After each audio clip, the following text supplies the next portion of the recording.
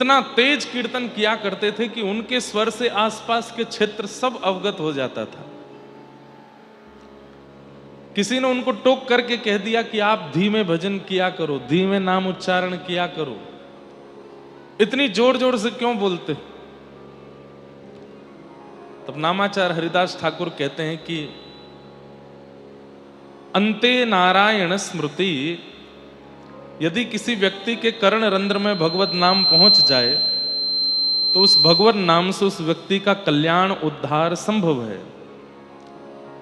मैं धीमे धीमे करूंगा तो अकेले अपना उद्धार करूंगा, लेकिन खूब तेज स्वर में जब नाम उच्चारण करूंगा तो जिन जिन तक मेरा नाम पहुंचेगा सबका उद्धार हो जाएगा। तो मैं सर्व कल्याण सर्वजन हिताय नाम करता हूं, केवल अपने कल्याण के लिए नहीं। और यदि कंठ है, हाथ हैं, पैर हैं, सर्वांगीण रूपेण सारी योग्यताएं प्राप्त हैं, फिर भी हम भगवत भजन भगवत भक्ति में कंजूसी करते हैं, तो वही दंड, वही अपराध, वही नरक प्राप्त होता है जो धनवान व्यक्ति को कंजूसाई करने पर प्राप्त होता है। मतलब भगवान ना करे, मृत्यु के बाद यदि क्षण भर के लिए नरक जाना पड़ा तो नरक भी अनेक प्रकार के हैं। उसमें वह नरक की प्राप्ति हुई जहां कंजूस कोई आया। अब कंजूस को आप जानते थे कि ये हमारे नगर का सबसे बड़ा कंजूस, ये जिस नरक में है उसमें मैं क्यों आया, मैंने तो कोई कंजूसी नहीं की। तब यमराज जी आपको बोलेंगे कि आपने धन की कंजूसी नहीं की, लेकिन कंठ होते हुए, हाथ होते हुए, पैर होते हुए, कान होते हुए, योग्यताएं होते हुए, बुद्धि होते हुए, मन होते हुए, सर्वांगीण योग्यताएं होते हुए भी भगवत भजन में उसको नहीं लगाया, इसलिए कंजूसाई के रूप में आप यहां आए हो। इसलिए जब भगवान नाम उच्चारण किया जाए तो पूरे वेग के साथ जय जगन्नाथ, हाँ, ऐसे। अब ये हम रोज नहीं बताएंगे, आपको ध्यान रखना है। परमानंद की बात है, हमारे प्राणनाथ प्राण प्रिय श्री महाप्रभु जगन्नाथ, हम कहीं ना कहीं से इनके पास आने का बहाना ढूंढते ही रहते हैं, और कोई हमारा बहाना नहीं होता, बस यही बहाना ढूंढते हैं कि कैसे भी महाप्रभु जगन्नाथ जी की सन्निधि प्राप्त हो।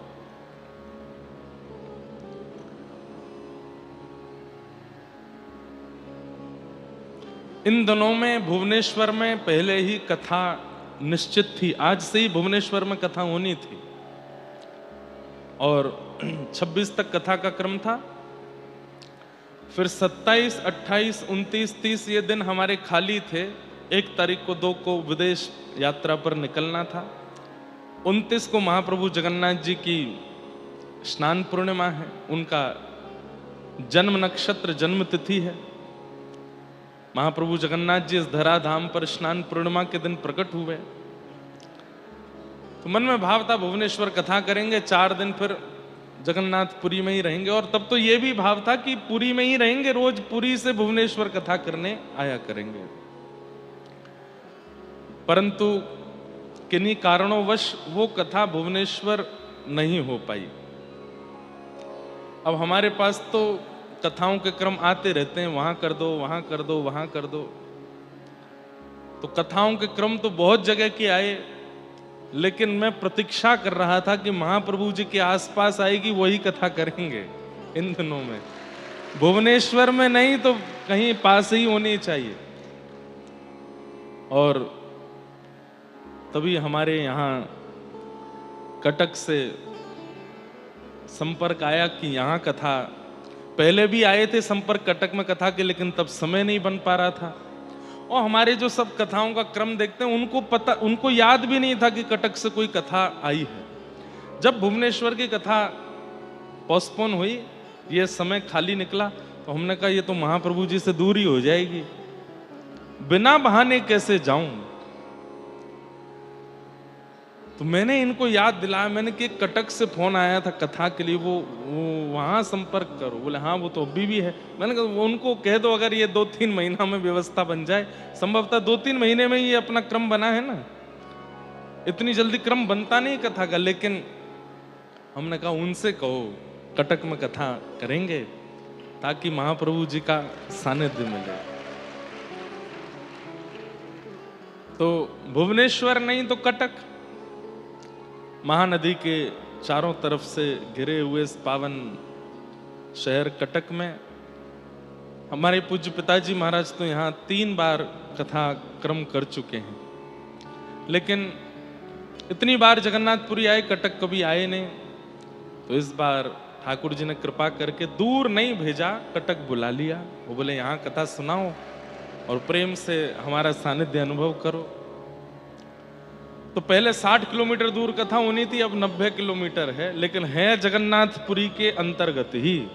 ये श्री क्षेत्र 120 किलोमीटर में फैला है, तो इसलिए कटक पुरी क्षेत्र में ही है। तो यहाँ कथा कहने के लिए आए हैं। बहुत आनंद का विषय है, खूब आनंद अगले 7 दिनों तक रहने वाला है।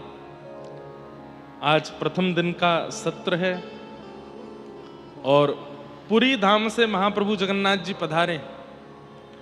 आपका रोज श्रृंगार होगा, रोज नवीन नवीन श्रृंगार में ठाकुर जी दर्शन देंगे। एक दिन सोना भेज भी होगा, एक दिन ठाकुर जी का बड़ श्रृंगार, अभी तो बड़ श्रृंगार में ही है, हाँ? चंदन लागी, अभी चंदन लागी वेश में। सब ठाकुर जी के श्रृंगारों का दर्शन हम लोग यहीं किया करेंगे। महाप्रभु जी पधारे हैं।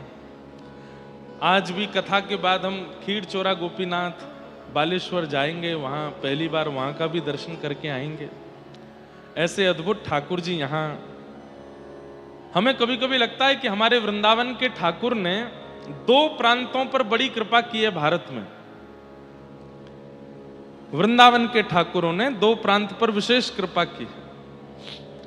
एक तो राजस्थान, वृंदावन के ठाकुर राजस्थान में भी खूब विराजमान हैं। श्री गोविंद देव जी, गोपीनाथ जी, मदन मोहन जी, विनोदी लाल जी, राधा दामोदर जी, अनेक ठाकुर राजस्थान में। और दूसरी कृपा आपकी उड़ीसा पर हुई है। यहाँ पर भी ठाकुर जी खूब सुंदर सुंदर रूपों में, भावों में विराजमान हैं। श्री साक्षी गोपाल भगवान वृंदावन से पधारे। खीर चोरा गोपीनाथ, टोटा गोपीनाथ, सब वृंदावन के ठाकुर यहाँ विराजमान। महाप्रभु जगन्नाथ कितनी कृपा करके यहाँ इस पूरे उड़ीसा क्षेत्र पर कृपा कर रहे हैं। तो ये सौभाग्य है आप लोगों का कि आप यहाँ रहते हैं, और सौभाग्य है हमारा कि हम कथा सुनाने आए हैं। 26 तारीख तक आप लोगों को यहाँ कथा सुनाएंगे कटक में, और फिर 27, 28, 29, 30 4 दिन श्री जगन्नाथ रसामृत कथा कहेंगे जगन्नाथपुरी उड़ीसा में। तो जिन लोगों को 7 दिन कथा सुनकर के मन ना भरे, वो फिर पुरी आ जाना। तो फिर 4 दिन पुरी में कथा करेंगे। लेकिन पूरी कथा में एक विलक्षणता है, 27 और 28 को कथा होगी, 29 को कथा नहीं होगी। 29 को महाप्रभु जगन्नाथ जी का स्नान दर्शन सब लोग करेंगे। आज ही मैं पढ़ रहा था स्कंद पुराण में, संभवतः हमारे पंडित जी ग्रंथ लेके नहीं आए होंगे मंच पे। उस ग्रंथ में आज ही मैं स्कंद पुराण के पुरुषोत्तम महात्म्य पढ़ रहा था कि महाप्रभु जगन्नाथ जी के स्नान दर्शन करने का फल अनेक हैं, लेकिन एक प्रारंभिक फल यह है कि पुनर्जन्म न विद्यते। उस व्यक्ति का फिर पुनर्जन्म नहीं होता जो एक बार महाप्रभु जगन्नाथ जी का स्नान देख ले। दूसरा, महाप्रभु जगन्नाथ जी स्नान वेदी पर विराजमान है, सुगंधित जल से उनका स्नान हो रहा है, उसका जो व्यक्ति दर्शन कर लेता है, तत्क्षण जन्म से लेकर के अभी तक हमसे जो भी ज्ञात अज्ञात रूप से महापाप भी बने होंगे, वे सब नष्ट हो जाते हैं महाप्रभु जी का स्नान दर्शन करने से। तीसरा, सुन करके तो आप आनंदित हो जाओगे। कई बार होता है कि इस जन्म के पाप तो नष्ट हो गए, लेकिन पूर्व जन्म के रह गए।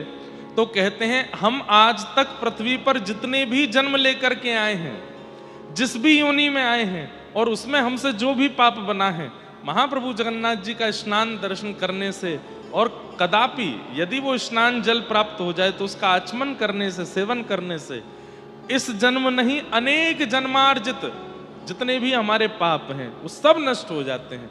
इसलिए इससे वंचित नहीं रहना है।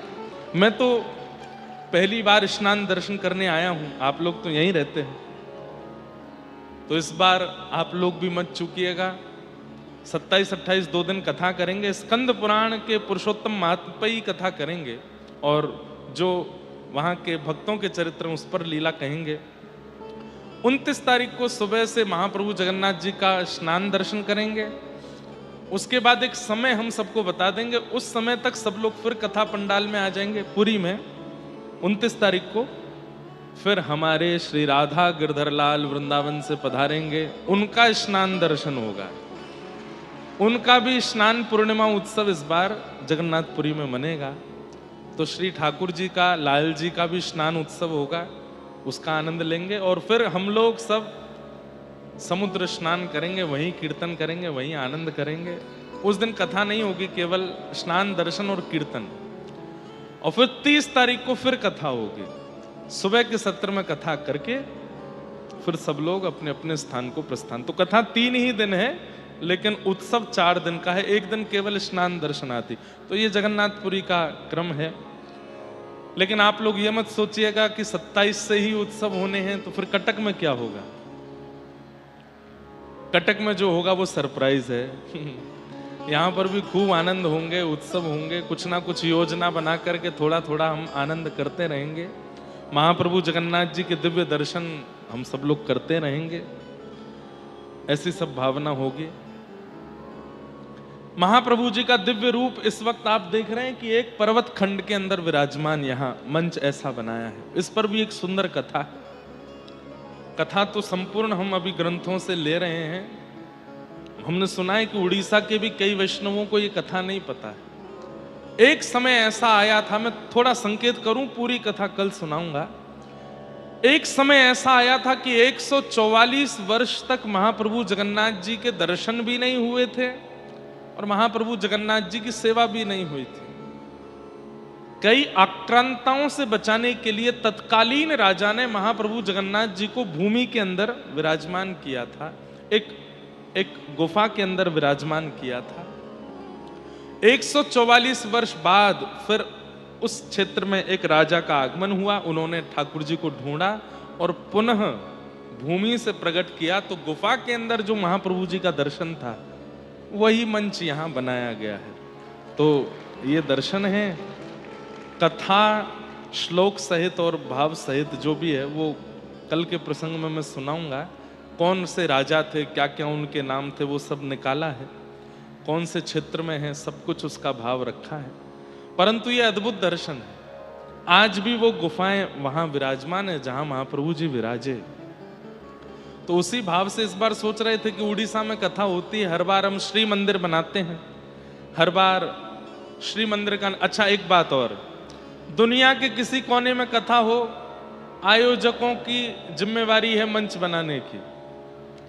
लेकिन उड़ीसा में कथा होती है तो मंच में क्या बनेगा ये हमारी जिम्मेवारी होती है। ये हमको, मतलब हम अंतरंग रूप से बता रहे हैं कि हमको कितना प्रेम है यहाँ से, कि क्या बनना चाहिए, कैसे श्रृंगार हो, कैसे क्या, वो ऐसा रहता है कि ये दायित्व तो हमको दिया जाए, ये सेवा तो हमारी रहनी चाहिए। तो उसी भाव से महाप्रभु जी यहाँ विराजमान है, तो उसका दर्शन सब लोग कर ही रहे हैं। नित्य आप सब लोग 4 बजे तक यहाँ उपस्थित हो जाइए। 4 साढ़े 4 के बीच में कथा प्रारंभ होगी और जब तक ठाकुर जी की इच्छा होगी चलेगी। ठाकुर जी के नित्य मंगल दर्शन होंगे, आप सब लोग उसका अनुभव किया करना। अभी परसों इंदौर में भी कथा 1 दिन की थी और वहां कथा का जो क्रम था वो भी महाप्रभु जगन्नाथ जी की लीला ही था। तो वहां पर एक प्रसंग मैंने लिया था, ज्यादा देर तो नहीं, 1.5-2 घंटे का ही प्रसंग रहा था। सतयुग, त्रेता, द्वापर, कलयुग 4 युग हैं और इन चतुर्युगों में हम सब लोगों के लिए अलग अलग धामों की प्रधानता है। सब लोग ध्यान से सुनो, इधर देखो, सावधानी से सुनो। चार धामों में चार स्थानों की चार धामों की चार युगों में अलग अलग प्रधानता है। जैसे सतयुग में प्रधान धाम है श्री बद्रीनाथ। सतयुग के लोगों को आज्ञा दी जाती है कि वे बद्रीनाथ का जितना दर्शन हो सके, जितनी ज्यादा बद्रीनाथ की यात्रा कर सकें उतना करने का प्रयास करें। लेकिन त्रेता में प्रधानता हो जाती है दक्षिण भारत के श्री रंगनाथ भगवान की। शैवों के लिए रामेश्वरम, वैष्णवों के लिए रंगनाथ। त्रेता में, त्रेता के लोगों के लिए प्रधान धाम कौन सा है? रामेश्वरम और श्री रंगनाथ दक्षिण में। द्वापर का प्रधान धाम द्वारिका। द्वापर के सब लोगों के लिए द्वारिका के दर्शन की बड़ी महत्ता है। पर कलयुग में श्री जगन्नाथ धाम। ताली तो आपने बजाई, पर क्यों? क्यों हैं महाप्रभु जगन्नाथ जी कलयुग में प्रधान देव? इस पर चिंतन होना चाहिए, इस पर कभी कभी विचार होना चाहिए कि अभी कलयुग के, वैसे तो एक बात कहूं तो सतयुग में एक ही धाम का दर्शन है बद्रीनाथ, त्रेता में एक ही धाम का दर्शन है श्री रंगनाथ, द्वापर में एक ही धाम का दर्शन है श्री द्वारिका धाम। लेकिन कलयुग में हम लोगों के लिए इतनी प्रधानता कि हम चारों धाम के दर्शन कर सकते हैं, बद्रीनाथ भी, द्वारिका भी, रंगनाथ भी और जगन्नाथ भी। लेकिन प्रधान रूप से हम सबको आज्ञा है, कलयुगी जीवों को महाप्रभु जगन्नाथ जी का दर्शन करना ही है, अनिवार्य है। वर्ष में एक बार महाप्रभु जी के पास जाना ही है, ऑप्शनल नहीं है। इसमें आपके पास में ऑप्शन नहीं है कि जाएं नहीं जाएं, नहीं जाना ही पड़ेगा। आप यदि कलयुग में जन्मे हो तो महाप्रभु जगन्नाथ जी को साल में एक बार प्रणाम करना पड़ेगा। क्यों?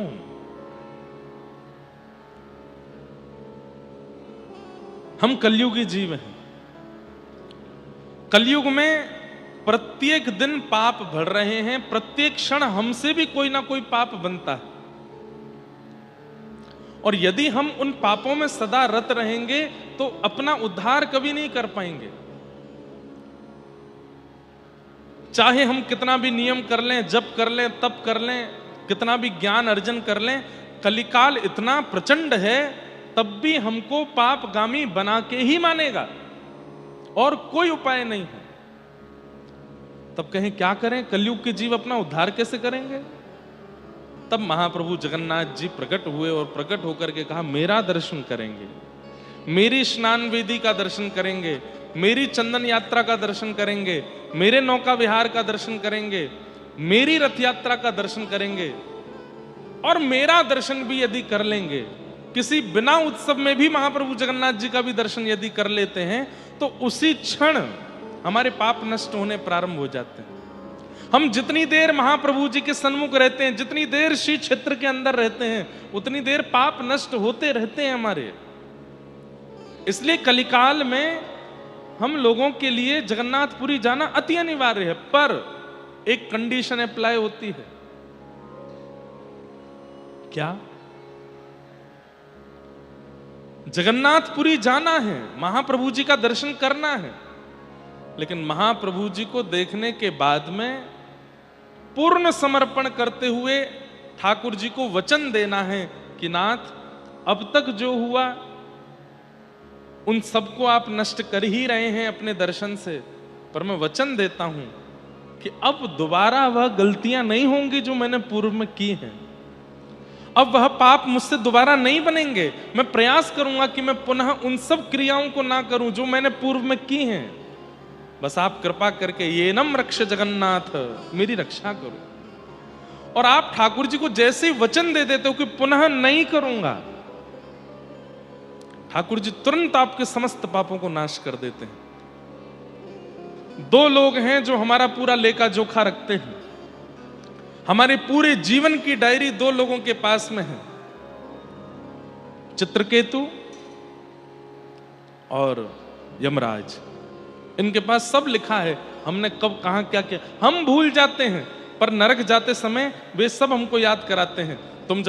तुम जब 18 वर्ष के थे तब तुमने ऐसा किया, जब तुम 19 वर्ष के थे तुमने ऐसा किया, 20 वर्ष की अवस्था में कॉलेज में तुमने ये किया था, अपने मित्र के साथ तुम ऐसा व्यवहार कर चुके हो, अपने परिवार के दूर के संबंधियों के साथ तुमने इतना गलत काम किया, इसके साथ कपट, इसके साथ छल। व्यक्ति खून के आंसू रोने लगता है कि मैं तो भूल ही गया था मैंने ये सब किया है, लेकिन उन्हें सब पता रहता है। लेकिन जैसे ही व्यक्ति जीवित अवस्था में महाप्रभु जगन्नाथ जी को प्रणाम करते हुए और वचन देता है कि पुनः नहीं करूंगा, महाप्रभु जगन्नाथ उसी समय चित्रगुप्त और यमराज जी को आज्ञा करते हैं, इसके जीवन में इसने जितने भी पाप कर्म किए सबको तुरंत नष्ट करो, इसको परम पवित्र बना दो। क्यों? वचन दे रहा है कि अब नहीं करेगा। सतयुग में यह संभव नहीं है। सतयुग में ठाकुर जी के दर्शन करने के बाद में भी प्रायश्चित विधान है। त्रेता में भी ठाकुर जी के दर्शन करने के बाद नियम है कि ऐसा करोगे तो ही पाप मुक्त होगे। द्वापर में भी आपको कुछ कुछ करना पड़ेगा, लेकिन कलयुग में केवल महाप्रभु जी के दर्शन कर लो, महाप्रसाद सेवन कर लो और ठाकुर जी को वचन दे दो कि अब नहीं करेंगे, उसी समय ठाकुर जी मुक्त कर देते हैं।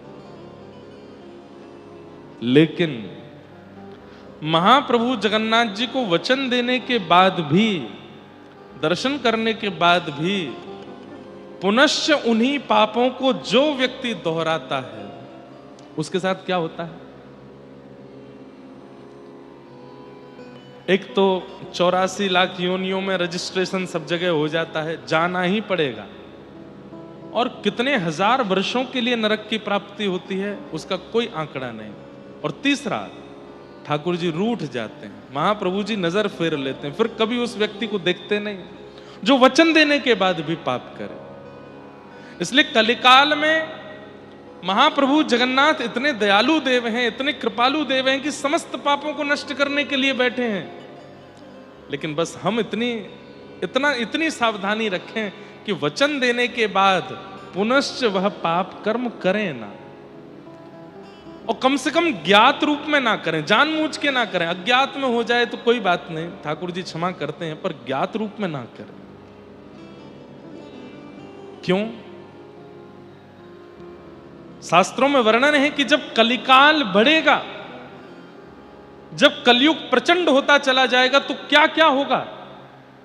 सबसे पहला, भारत की समस्त देव नदियां सूख जाएंगी, यमुना जी सूख जाएंगी, गंगा जी सूख जाएंगी, कावेरी सूख जाएंगी, सरजू जी सूख जाएंगी, सब अंतर्ध्यान हो जाएंगी, और लगभग होना प्रारंभ हो चुका है। सारी देव नदियां सूख रही हैं। उद्गम से लेकर के संगम स्थली तक जब देव नदियों का कोई प्रारूप भी ना मिले, समझ जाओ प्रचंड कलिकाल आ गया है। सब लोग ध्यान से सुनो। दूसरा, सारे धर्म स्थान, धर्म स्थली अपनी पुरातन स्वरूप को खोने लग जाएं। जो उनका पुराना स्वरूप है, जो उनका वास्तविक स्वरूप है, उस वास्तविक स्वरूप को जब धर्म स्थान, तीर्थ स्थान खोने लग जाएं, वे अपने रूप से विहीन होने लग जाएं, समझ जाओ प्रचंड कलिकाल आ रहा है। धीरे धीरे यह भी प्रारंभ हो गया है। अब तीर्थ स्थान, धर्म स्थान अपने स्वरूप को खोते जा रहे हैं। तीसरा, तीर्थ निवासी, धाम निवासी लोग भी तीर्थ और धाम में रहने का अभिमान करने लग जाएं, और उस अभिमान के कारण भगवत भजन भक्ति का त्याग कर दें, और सारी वो क्रियाएं करने लग जाएं जो महानगर के लोग करते हैं। खान पान की दूषितता, विचारों की दूषितता, कर्मों की दूषितता। अरे महानगर में रहने वाले लोग तो कुछ भी करते हैं, लेकिन धामों में रहने वाले भी यदि वही करने लग जाएं तो समझ जाओ कलिकाल प्रचंड हो रहा है।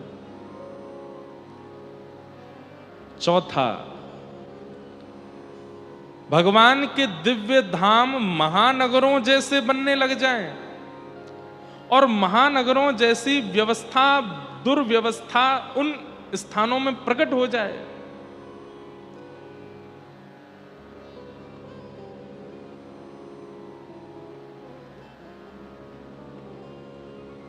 मांस मदिरा का भोजन और कलयुग को प्रचंड करने वाले जितने भी दूषित स्थान हैं ये धामों में प्रकट होने लग जाएं, समझ जाओ कि अब प्रचंड कलिकाल आ रहा है।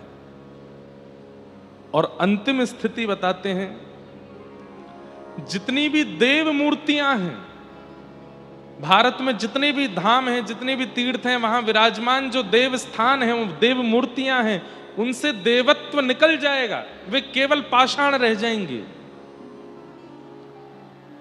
उनके सामने कुछ भी गलत करने में व्यक्ति को लज्जा नहीं आएगी। क्यों? उसे ये विश्वास हो चुका होगा कि ये केवल पाषाण है, ये भगवान नहीं है। तीर्थ स्थान, देव स्थानों में विराजमान देव मूर्तियां अपने देवत्व का त्याग कर देंगी जब प्रचंड कलिकाल आएगा। लेकिन प्रचंड कलिकाल का वर्णन करते हुए अंत में कहते हैं, इतना घनघोर कलिकाल आने के बाद भी जगन्नाथपुरी में विराजमान महाप्रभु जगन्नाथ अपने रूप से विहीन कभी नहीं होंगे, वो सदा अपने रूप में रहेंगे। वे अपने देवत्व का त्याग कभी नहीं करेंगे। देवता आकर के प्रार्थना करेंगे कि हे महाप्रभु जी, अब ये कलिकाल प्रचंड हो गया है, ये कलयुग के जीव अब दर्शन देने योग्य नहीं है, नाथ अब चलिए यहां से। उस समय भी महाप्रभु जगन्नाथ कहेंगे कि कलयुग के अंतिम क्षण तक मैं यहीं विराजा रहूंगा और जो मेरे सामने आएगा उसका उद्धार करता रहूंगा, नहीं जाएंगे। ऐसे महाप्रभु जगन्नाथ। अच्छा, एक बात, महाप्रभु जगन्नाथ जी ये उद्धार के देवता नहीं है, ये संहार के देवता नहीं है। इनकी फैली भुजाएं बताती हैं कि ये स्वीकार के देवता हैं, ये स्वीकार करते हैं। जैसे भी हैं हम, लेकिन इसका अभिमान नहीं करना है या इसका गलत प्रयोग नहीं करना है कि हम जैसे भी हैं महाप्रभु जी तो स्वीकार कर ही लेंगे। वे तो कर ही लेंगे, ये उनकी दयालुता है, ये उनकी कृपालुता है। लेकिन हमको समझना है कि कम से कम इतने योग्य तो बने कि उनके आलिंगन के अधिकारी बने। हम चाहे जैसे हों, वे स्वीकार तो करेंगे, वे हमको नष्ट नहीं कर सकते। इसलिए महाप्रभु जगन्नाथ जी की चतुर्धा मूर्ति है। यहां बलभद्र जी, बीच में सुभद्रा जी, इधर जगन्नाथ जी और भीतर सुदर्शन जी। मैं कहा करता हूं कि सुदर्शन जी तो आयुध हैं और श्री सुदर्शन जी सदैव नुकीले रहते हैं। सुदर्शन जी को देख करके भयभीत होते हैं, लेकिन जगन्नाथपुरी के सुदर्शन जी को देख के भय नहीं लगेगा। क्यों? नुकीले नहीं है, दंड के रूप में खड़े हैं केवल। क्यों? महाप्रभु जगन्नाथ जी ने आज्ञा दी है, इस कलिकाल में उद्धार नहीं करना है, स्वीकार करना है। चाहे जैसे भी पापी हों, उन्हें स्वीकार करना। वे तो स्वीकार करने के लिए खड़े हैं, भुजा पसार करके खड़े हैं, पर हम उनके स्वीकार के अधिकारी बने, ये हमारी योग्यता होनी चाहिए। पिता संपूर्ण संपत्ति अपने पुत्र को देने वाला है, लेकिन पुत्र को चाहिए कि संपत्ति का अधिकारी पात्र तो बनूं मैं, नहीं तो पिता की संपत्ति का नाश कर दूंगा। ठीक वैसे ही हमारे जगत पिता जगन्नाथ भुजा पसार करके स्वीकार करने के लिए खड़े हैं, लेकिन अगर हम अयोग्य बनकर के गए, स्वीकार तो वो तब भी कर लेंगे, लेकिन अयोग्य बनकर के गए तो उस स्वीकारिता का जो परिणाम होना चाहिए वो प्राप्त नहीं कर पाएंगे। तो वे हमें स्वीकार करने के लिए खड़े हैं, उनके स्वीकार का अधिकारी हमको बनना है, और वो अधिकार हमको प्रदान करने के लिए श्रीमद् भागवत जी धराधाम में हैं। इनकी सन्निधि में रहकर के हम महाप्रभु जगन्नाथ के अधिकारी बन सकते हैं। ये तो उनकी कृपालुता है कि वे सबको स्वीकार करने बैठे हैं, पर हम अधिकारी तो बने।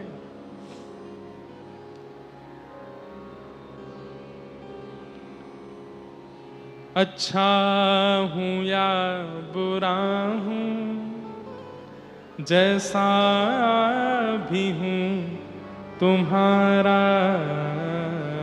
अच्छा हूं या बुरा हूं, जैसा भी हूं तुम्हारा।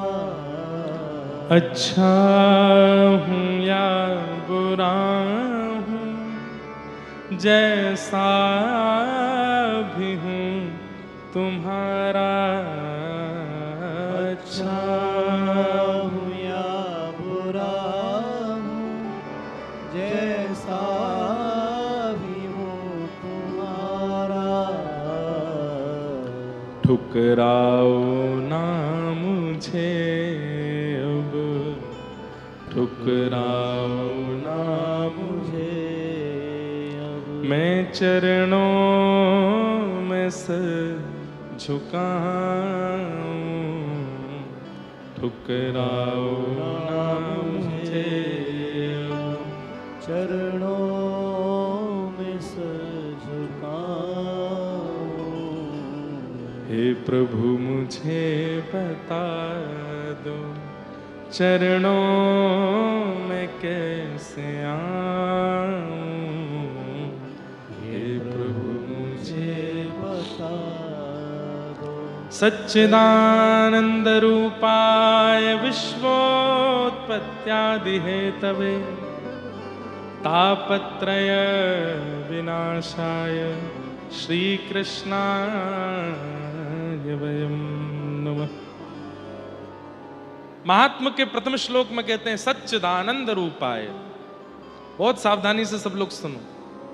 आप लोग ना हमको केवल एक चीज दे देना, बाकी सब कुछ हम आपको दे देंगे। सावधानी दे देना बस। जैसे पहाड़ों पे लिखा रहता है सावधानी हटी दुर्घटना घटी, वैसे ही यहां दुर्घटना तो कुछ नहीं होगी, लेकिन सावधानी हटी तो कहीं ठाकुर जी दिखने वाले होंगे और वो दिखने बंद हो जाएंगे। क्या पता कोई ऐसी बात कह दी जाए, क्या पता कोई ऐसा विषय सुनाया जा रहा हो और उस समय आप कहीं इधर उधर ध्यान लगाने लगे तो कहीं ठाकुर जी के दर्शन से वंचित हो गए, तो सबसे बड़ी दुर्घटना तो यही है। इसलिए कर्ण पिशाचनी जी जो हैं इनको बंद रखिएगा।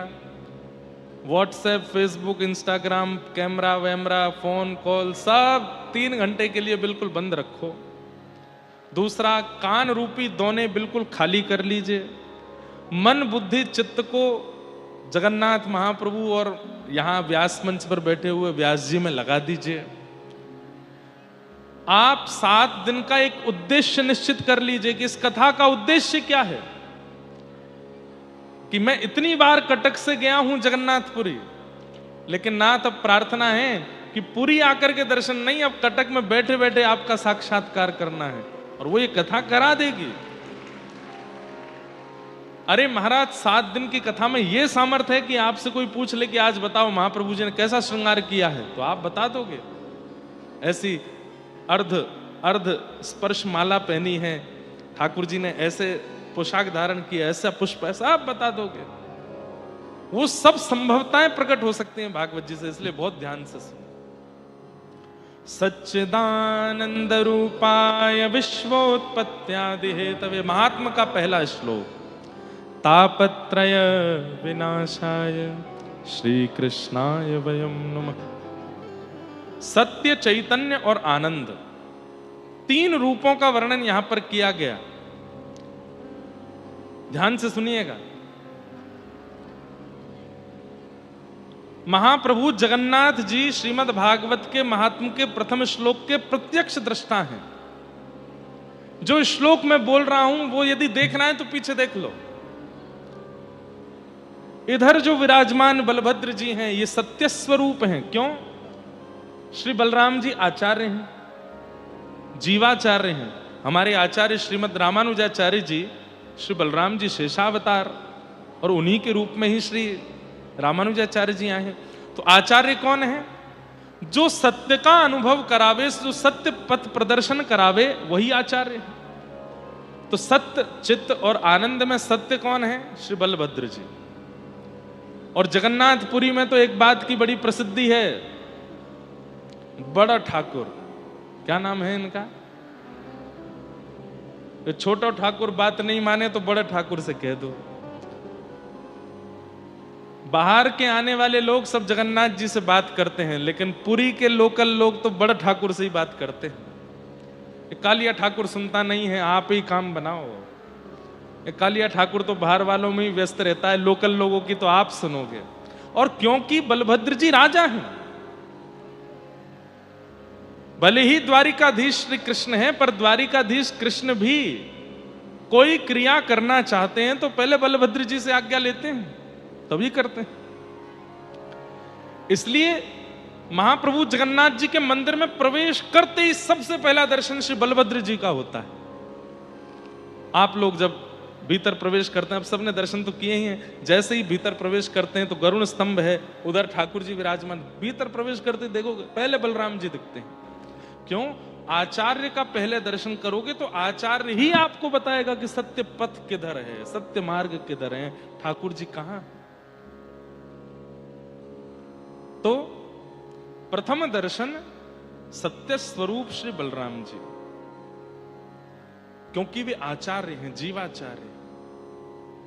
दूसरा दर्शन चैतन्य स्वरूप श्री सुभद्रा जी। सुभद्रा जी चैतन्य स्वरूप हैं। श्री जगन्नाथपुरी में सबसे अद्भुत दर्शन यदि किन्हीं के होते हैं तीनों ठाकुरों में, तो वो सुभद्रा जी का होता है। क्यों? बलराम जी भी इतने ही दिखते हैं, क्योंकि वो जहां भीतर विराजते हैं वहां इतना ही दर्शन होता है। जगन्नाथ जी भी इतने ही दिखते हैं, लेकिन सुभद्रा जी पूरी दिखती हैं। पूरा पूरा दर्शन सुभद्रा जी का होता है, सबको होता है। जगन्नाथ जी का दर्शन करने आप लोग देखेंगे मंदिर में बाईं ओर इतनी भीड़ खड़ी रहती है, एक दूसरे पर चढ़ रहे होते हैं, तब भी जगन्नाथ जी पूरे नहीं दिखते। कभी कभी भीतर जाने का अवसर मिल जाता है तो जहां तक जा सकते हैं वहां से तो भी जगन्नाथ जी थोड़े दिख जाए, नहीं तो बाहर गरुण स्तंभ के पास से तो इतने ही दिखते हैं। लेकिन सुभद्रा जी पूरा दर्शन करती हैं, पूरा दर्शन कराती हैं। अच्छा, इसमें एक भाव और आता है मन में, हम भाई लोगों को सीखना चाहिए वुमेन एम्पावरमेंट श्री जगन्नाथ जी से। पुरुष प्रधान हैं, लेकिन फिर भी माता जी को बीच में आगे रखा, बोले आप सबको दर्शन दो। अच्छा, दूसरी बात, दुनिया दर्शन करने आई है जगन्नाथ जी का, पर दर्शन करने आए हुए जीव को, ध्यान से सुनना, ये सब मन में भाव आ रहे हैं, दर्शन करने आए हुए याचक को या घर आए हुए याचक को कई बार पुरुष लोग दुत्कार देते हैं या उसमें गुण और दोष का दर्शन करने लगते हैं। लेकिन घर में दया स्वरूपणी जो माताएं बहनें होती हैं, वो घर के पुरुषों को समझाती हैं, बेचारा इतनी दूर से आया है, इतनी दूर से चल के आया है, आप उसको ऐसे डांट फटकार, ठीक है गलती की, अपराध किया, थोड़ा धीमे बोल दो, ऐसे चिल्लाना थोड़ी चाहिए। बलराम जी अंकित करते हैं कि परमात्मा उधर है, सत्य पथ उधर है, लेकिन परमात्मा कई बार, वैसे तो गुण दोष नहीं देखते ठाकुर जी, लेकिन फिर भी कभी कभी इतनी संख्या में लोग पहुंच जाते तो कभी कभी गुण दोष देख भी लेते होंगे। तो श्री सुभद्रा जी का दर्शन, तो सुभद्रा जी क्या करती हैं, जगन्नाथ जी बड़े भैया, ये सामने जीव आया है, कलकत्ता से आया है, ये बेंगलोर से आया है, ये कटक से आया है, ये भुवनेश्वर से आया, बेचारा बहुत दीन है, इसको दर्शन दीजिए ना, इस पर कृपा कीजिए ना। महाप्रभु जगन्नाथ जी बिल्कुल नहीं करनी है, तुमको पता है इसने कितने पाप अपराध कर रखे हैं। अरे तो कोई बात नहीं है, तो आपका ही जीव, इस पर अनुग्रह करो, इस पर कृपा करो। अच्छा, एक बात, महाप्रभु जी तो कृपा करने ही बैठे हैं, लेकिन वे चाहते हैं कि बगल में बैठे हमारे बहन भैया, इनके अंदर भी मेरी जैसी करुणा आवे, तो जानबूझ के उनको दिखाते नहीं, इस पर कृपा नहीं करूंगा। सुभद्रा जी, अरे भैया कर दो ना, क्या दिक्कत है। तब ठाकुर जी कहते, ठीक है आप कह रही हो तो कर रहा हूं, नहीं तो मेरी इच्छा तो नहीं है। जगन्नाथ जी करना चाहते हैं, लेकिन वे चाहते हैं कि इन दोनों का भाव भी मैं थोड़ा सुनूं। आप कह रही हैं तो मैं करूंगी। तो वो कौन है? वे चैतन्य जीव को परमात्मा के श्री चरणों की प्राप्ति कराने वाली श्री सुभद्रा जी। इसलिए सुभद्रा जी का संपूर्ण दर्शन सब जीवात्माओं को होता है। जगन्नाथपुरी जाने वाले हर व्यक्ति को सुभद्रा जी का दर्शन होता ही होता है। अब कहां तक कहें, एक व्यक्ति पहली बार हमारे साथ जगन्नाथपुरी गया था, वो सुभद्रा जी को ही जगन्नाथ जी समझ रहा था। वो सुभद्रा जी को ही जगन्नाथ जी।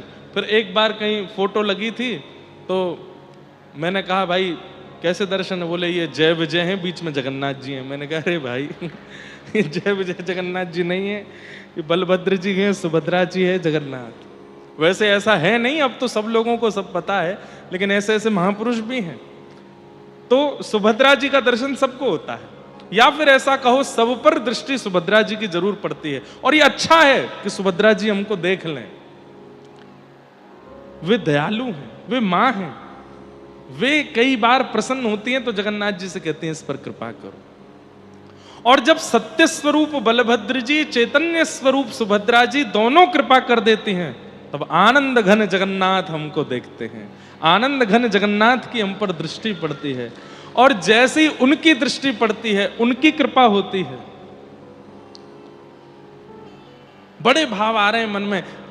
बलभद्र जी का जब दर्शन करते हैं तब सत्य की प्रतीति होती है कि यही साचे हैं, ये जो मेरे सामने तीनों देव खड़े हैं ये साचे हैं, बाकी जगत मिथ्या है।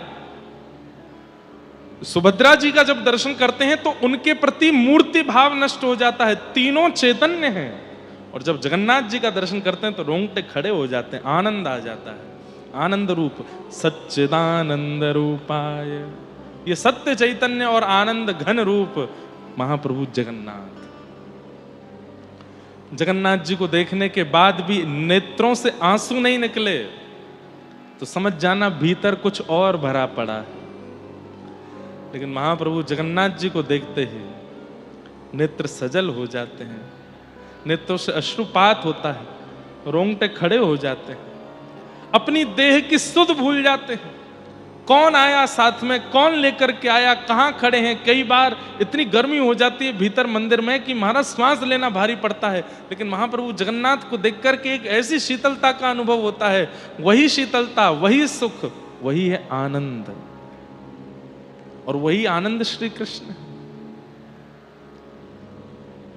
सच्चिदानंद रूपाय, ऐसे सत्य चैतन्य और आनंद स्वरूप महाप्रभु जगन्नाथ को प्रणाम। देखो मेरी गलती नहीं है, उड़ीसा में कथा सुनोगे तो पूरी कथा जगन्नाथ परख ही होएगी, सबका अर्थ महाप्रभु जगन्नाथ ही निकल के आएंगे। आप ये मत सोचना कि ये जगन्नाथपुरी आए इसलिए ऐसे बोल रहे हैं, पर पता नहीं क्यों महाप्रभु जगन्नाथ जी जब मिल जाते हैं ना तो फिर और कुछ मुख पर आता ही नहीं है। जगन्नाथ चक्कानैन, जगन्नाथ चक्कानैन। सबसे तो गवा दिया, दिल्ली वालों से गवाए आए, मुंबई वालों से गवाए आए, ऑस्ट्रेलिया वालों से गवाए आए, अब बारी उड़ीसा वालों की है। इस पर तो आपका कॉपीराइट है, ये आपका ही संकीर्तन है।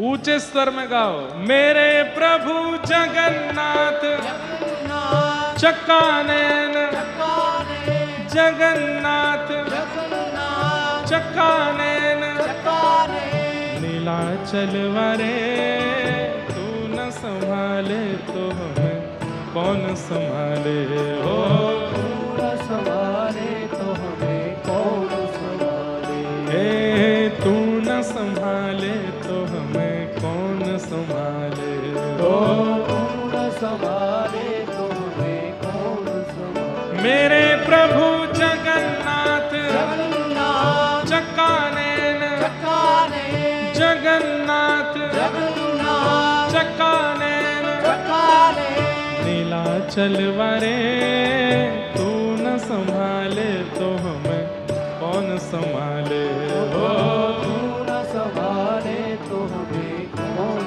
संभाले। देखो जितनी संख्या में आप बैठे हो उस हिसाब से आवाज नहीं आ रही है हमको। अरे कम से कम ऐसा उद्घोष तो करो कि महाप्रभु हिल जाएं पुरी में बैठे बैठे। बोले कहीं मेरे वैष्णव बुला रहे हैं, कहीं मेरे सब भक्त मेरा स्मरण कर रहे हैं।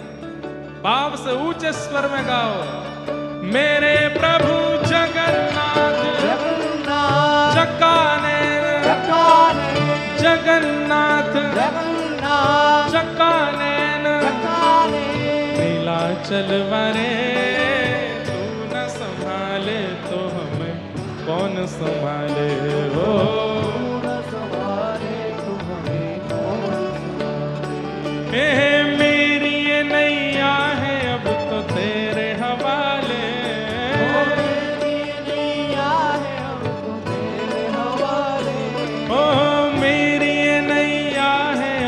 तेरे हवाले। मेरी नैया है अब तो तेरे हवाले। ओ हमें तू न संभाले तो हमें कौन संभाले। तू न संभाले तो हमें कौन आ तू न संभाले तो हमें कौन संभाले।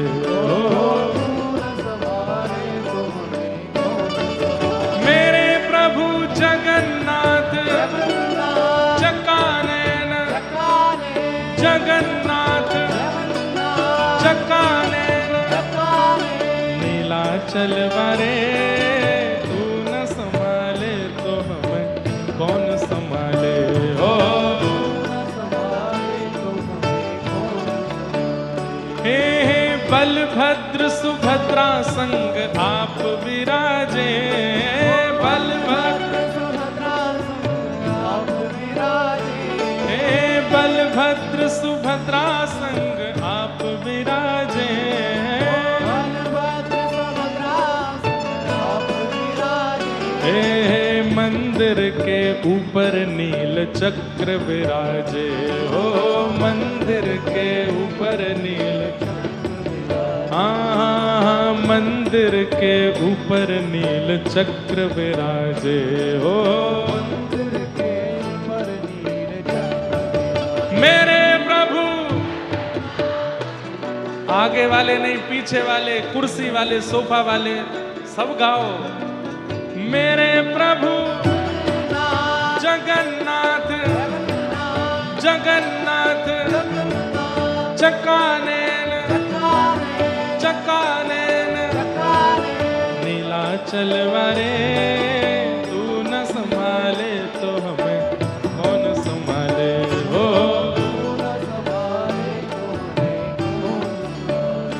हे तुम्हें छोड़ जाऊं अब मैं किसके दुआरे। तुम्हें छोड़ जाऊं अब मैं किसके दुआरे। हाँ तुम्हें छोड़ जाऊं अब मैं किसके दुआरे। तुम्हें छोड़ जाऊं अब मैं किसके दुआरे। ओ हमें तू न संभाले तो हमें कौन संभाले। ओ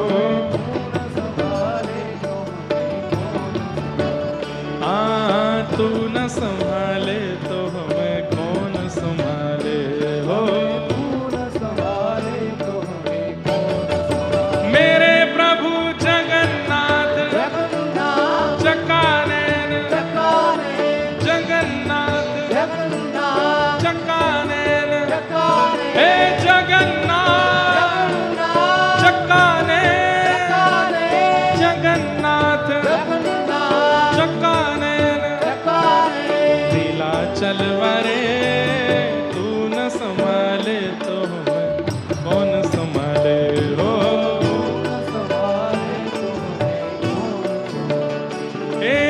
जगन्नाथ स्वामी मेरे नैनों के तारे। जगन्नाथ स्वामी मेरे नैनों के तारे। हाँ जगन्नाथ स्वामी मेरे नैनों के तारे। जगन्नाथ स्वामी मेरे नैनों के तारे। ओ मेरे बिगड़े काज स्वामी आप संभाले। हो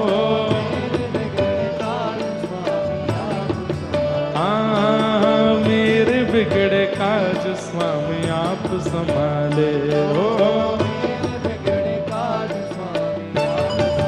मेरे प्रभु जगन्नाथ चकानैन जगन्नाथ चकानैन नीलाचल वारे तू न संभाले तो हमें कौन संभाले। हो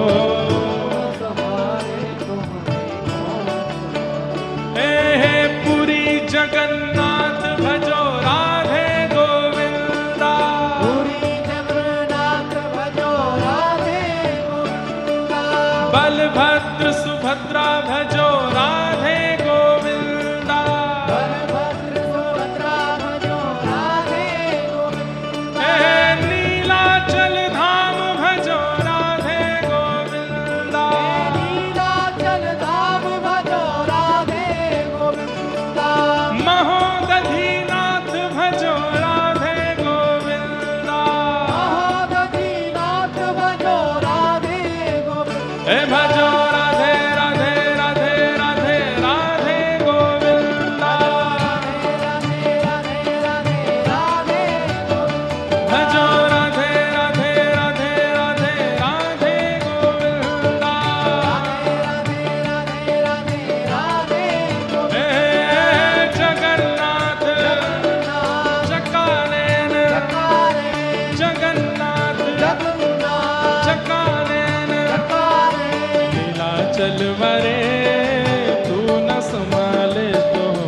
कौन संभाले, तू न संभाले,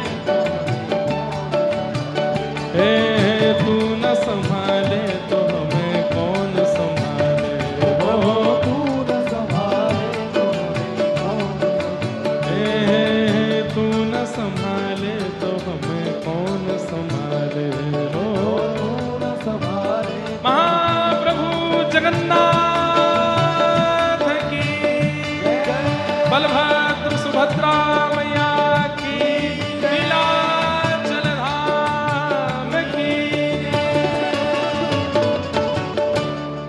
तुम्हें छोड़ जाऊं अब मैं किसके दुआरे, तुम्हें छोड़ जाऊं अब मैं किसके द्वारे, हमें तू न संभाले तो हमें कौन संभाले, हो तू न संभाले तो हमें कौन संभाले। हे जगन्नाथ चकानयन नीलाचल वारे, तू न संभाले तो हमें कौन संभाले, हो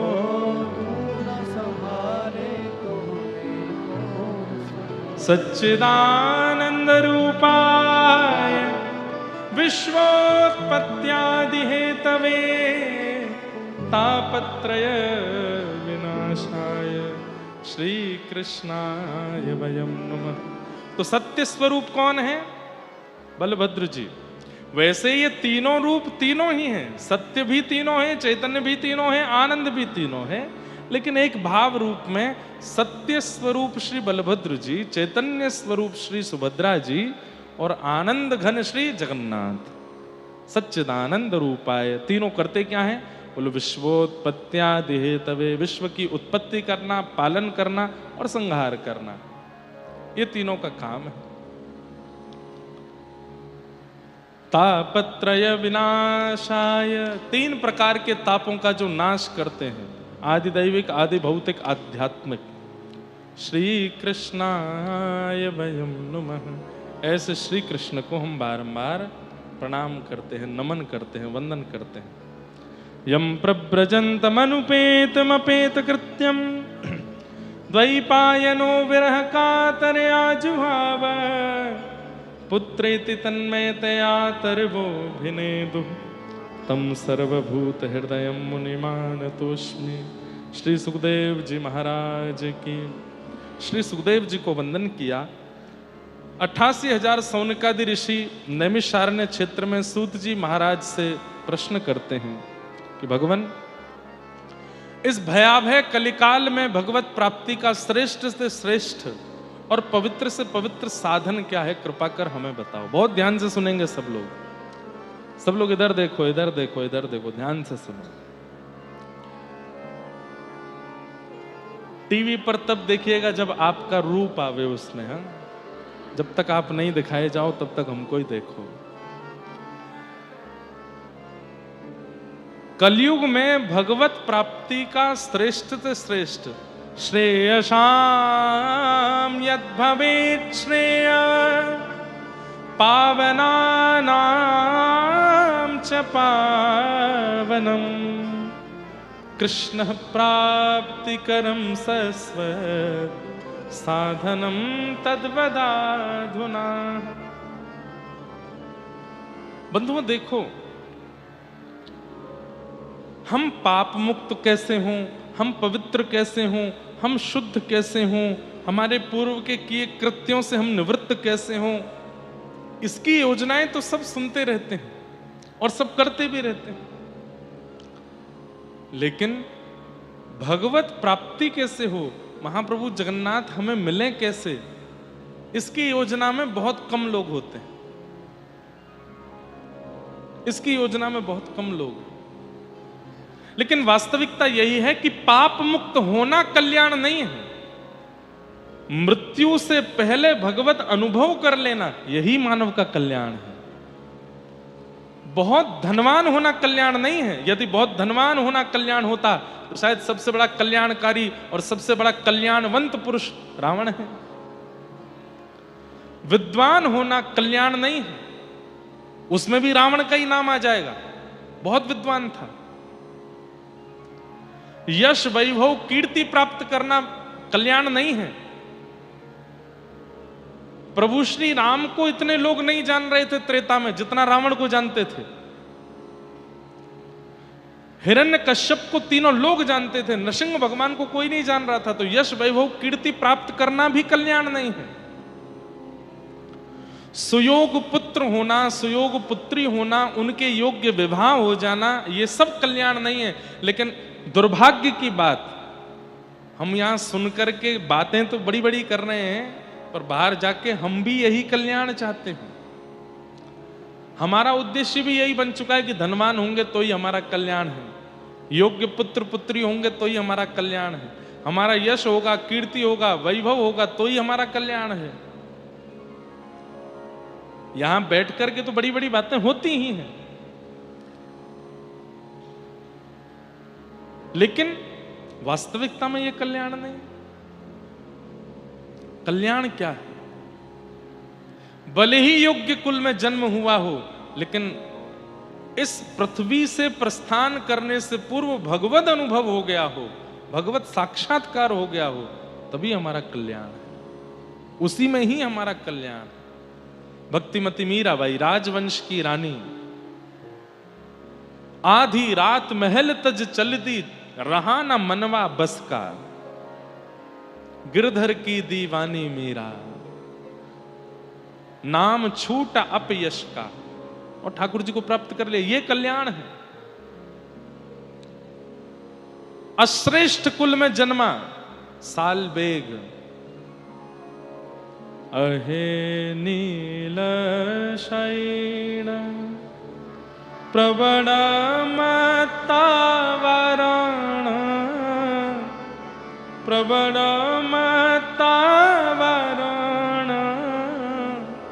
मुआरत नलनी बनकुकर दलन, अहे नील शैण, कहे साल बेग हीन जाति रे मुझवन, कहे साल बेग हीन जाति रे मुझवन, श्रीरंगा चरण तले करू अच्छी अपन, अहेनी। मैं ये पद गाता हूं, मेरे पूरे रोंगटे खड़े हो जाते हैं। श्री अंग, अरे हम ब्राह्मण कुल में जन्मे हैं, आप वैश्य कुल में जन्मे हो, आप क्षत्रिय कुल में जन्मे हो, आप हिंदू धर्म में जन्मे हो, लेकिन क्या फायदा? एक यवन कुल में जन्मा बालक साल्वेग महाप्रभु जगन्नाथ जी के रथ को रोक देता है। हाँ? यही जन्म स्थान यही है। कितना दूर है यहां से? 2 किलोमीटर। मतलब साल्वेग का जन्म स्थान यही है, पास में ही है। वाह, जाऊंगा मैं दर्शन करने, अगर कोई स्थान होगा वहां तो। उनकी समाधि तो है ठाकुर जी की रथ यात्रा क्षेत्र में। इसे कहते कल्याण। ब्राह्मण छोड़िए, क्षत्रिय छोड़िए, वैश्य छोड़िए, हिंदू धर्म में नहीं है। एक यवन कुल में जन्म लिए साल्वेग, कोई संस्कार नहीं, सुसंस्कार नहीं, वहां पर त्रिकाल संध्या नहीं होती है, उनके घर में 2 समय के दीप नहीं जलाए जाते हैं, साल्वेग के घर में गीता, रामायण, भागवत, महाभारत आदि का पाठ नहीं होता है। केवल मां, क्योंकि मां ब्राह्मणी थी उनकी, मां समय समय पर महाप्रभु जगन्नाथ जी की लीला सुनाती है, और उसका प्रभाव ऐसा, अपनी छत पर खड़े होकर के साल्वेग स्तुति गाते हैं, और कोसों दूर महाप्रभु जगन्नाथ जी का रथ रुक जाता है। राजा और सब पंडा पुजारी चरणों में प्रणाम करते हैं, महाप्रभु क्या अपराध हुआ? बोले मेरा एक भक्त मुझे पुकार रहा है, जब तक वो मेरे सामने नहीं आएगा मेरा रथ आगे नहीं बढ़ेगा, उसको बुलाओ, उसको लेके आओ। पालकी लेकर के राजा गए हैं, और साल्वेग की मां सहित उनको लेकर के जब जगन्नाथपुरी पहुंचे, जैसे ही साल्वेग सन्मुख आया है, अरे कहना तो ऐसा चाहिए कि साल्वेग महाप्रभु जी का दर्शन कर रहे हैं, लेकिन उल्टा हो रहा है, साल्वेग का दर्शन महाप्रभु जी कर रहे हैं। और साल्वेग को देखते ही महाप्रभु जी का रथ बिना खींचे आगे बढ़ने लगा, मानो जैसे वो नहीं तड़प रहा है उनसे मिलने के लिए, महाप्रभु जी तड़प रहे हैं उससे मिलने के लिए। एक बात याद रखना बंधुओं, और ये बिल्कुल सत्य है, इसमें कोई बनावटी बात नहीं है। यदि कोई कृष्ण विरह में, महाप्रभु जी के विरह में, धाम के विरह में, जगन्नाथ जी के विरह में रो रहा है, व्याकुल हो रहा है, इसका मतलब वो व्याकुल नहीं है, ठाकुर भी व्याकुल हैं उससे मिलने के लिए। आप नहीं रो सकते उनकी याद में, वे जब आपसे मिलने को व्याकुल होते हैं तभी आप रोते हो। ये कल्याण है कि ऐसे कुल में जन्मा साल्वेग महाप्रभु जी की प्राप्ति कर लेता है। हम यहां पर इतने बड़े बड़े बातें बनाते हैं, क्या अनुभव किया ठाकुर जी का आज तक? कुछ भी नहीं। ये कल्याण है ना। कल्याण तो, कल्याण की परिभाषा यही है, धन कमाया, यश कमाया, ऐश्वर्य कमाया, संपत्ति कमाई, सब कुछ कमाया और सब करके निकल गए दुनिया से, ये कल्याण नहीं है। भूल जाएगी दुनिया आपको। लेकिन कुछ नहीं कमा पाए, लेकिन मृत्यु आई उससे पहले पहले साक्षात ठाकुर जी को अपने सामने प्रकट करके उनका दर्शन कर लिया अपनी प्रेम लक्षणा भक्ति से, ये आपका कल्याण है। धन कमाइए, ऐश्वर्य प्राप्त कीजिए, यश प्राप्त कीजिए, सब कुछ प्राप्त रखिए, लेकिन सबके पीछे उद्देश्य मेरी मृत्यु आवे उससे पहले महाप्रभु जी को आना है, ये उद्देश्य रखो, यही कल्याण है। और वही प्रश्न यहां पर कर रहे हैं, श्रेयसाम यद भवेत् श्रेय, श्रेष्ठ से श्रेष्ठ, पवित्र से पवित्र भगवत प्राप्ति का साधन क्या है, कृपा कर मुझे बता। इस कलिकाल में ठाकुर जी कैसे मिलेंगे? तब सूत जी महाराज कहते हैं, सूत जी उत्तर देते हुए बता रहे हैं कि इस कलिकाल में भगवत प्राप्ति के साधन तो अनेक हैं, लेकिन आपने कहा श्रेष्ठ से श्रेष्ठ और पवित्र से पवित्र, तो ये श्रेष्ठ और पवित्र की उपमा में यदि आप पूछ रहे हो साधन, तो एक ही है, क्या? श्रीमद् भागवतम शास्त्रम कलौ कीरेण भाषितम् कालव्याल मुखग्रास त्रास नरणास तवे श्रीमद् भागवतम शास्त्रम। श्रीमद् भागवत रूपी शास्त्र, आद्योपांत इनका अनुसंधान अपने जीवन में करने लग जाओ, कलिकाल में भगवत प्राप्ति हो जाएगी। ये दावे के साथ सूत जी महाराज कह रहे हैं। आप कहोगे महाराज जी आप व्यास मंच पर बैठ करके बोल रहे हो, आप तो इतनी कथाएं कर चुके होंगे, आपको हो गया भगवत अनुभव। अब अनुभव कैसा होता है ये तो बताना भी नहीं चाहिए सबको, और हुआ है इसका अभिमान करके भी मैं नहीं बोलूंगा कुछ यहां से, लेकिन कुछ बातें ऐसी बताऊंगा जो नॉर्मल नहीं है। पहली, दुनिया के किसी कोने में कथा हो, महाप्रभु जगन्नाथ जी का किसी भक्त के द्वारा प्रसाद आ ही जाता है कथा में, ये अनुभव नहीं है तो क्या है? इंदौर में एक दिन का प्रसंग करने गया था, वहां भी कोई महाप्रसाद दूर से दिखा रहा था, आपके लिए पुरी से लेके आए। उससे पहले कथा चल रही थी वृंदावन धाम में, वहां पर तो कितने महाप्रसाद लेके महाप्रभु जी के आए। और केवल महाप्रसाद नहीं आता है, कोई नाथ द्वारा से प्रसाद लेके आता है, कोई महाप्रभु जी का महाप्रसाद लेके आता है, कोई तिरुपति बालाजी का लड्डू लेके, हर कथा में होता है ऐसा। एक की बात नहीं कर रहा हूं मैं वृंदावन वासी हूं। राधा रमण जी की कुलिया, बिहारी जी का भोग, गिरिराज जी का 56 भोग, इतने वैष्णव आते हैं कथा में, और दूर से कहते हैं हम महाराज जी के लिए कुछ लाए हैं, ये प्रसाद मंच तक पहुंचवा दो। आज भी कथा के प्रारंभ में महाप्रसाद आ गया। हमारे महाराज जी लेकर के आए, तो ये तो चलो पास है, यहां तो आना स्वाभाविक बात है, लेकिन हर कथा में आता है। अब मैं कैसे ना मानूं कि कथा करने से मुझे भगवत प्राप्ति नहीं हो रही है? हर कथा में ठाकुर जी आ रहे हैं। चैतन्य महाप्रभु तो उद्घोष करके कहते हैं महाप्रसादे गोविंदे साक्षात गोविंद है महाप्रसाद। महाप्रसाद को पाने का नियम क्या है? जैसे ही कोई महाप्रसाद लाया तो कहते हैं छिना लो, वो दे रहा है उससे पहले तो लो और तुरंत खोल करके पालो।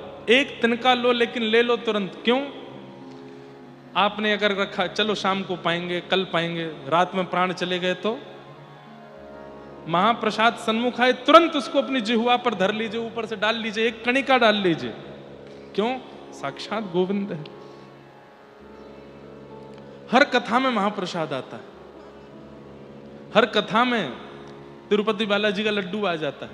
अच्छा एक और बात, एक आध कथा स्किप हो जाती है, तिरुपति जी का प्रसाद नहीं आया, नाथ द्वारा का प्रसाद नहीं आया, द्वारिका का, लेकिन जगन्नाथ महाप्रसाद तो हर कथा में आता है, हर कथा में।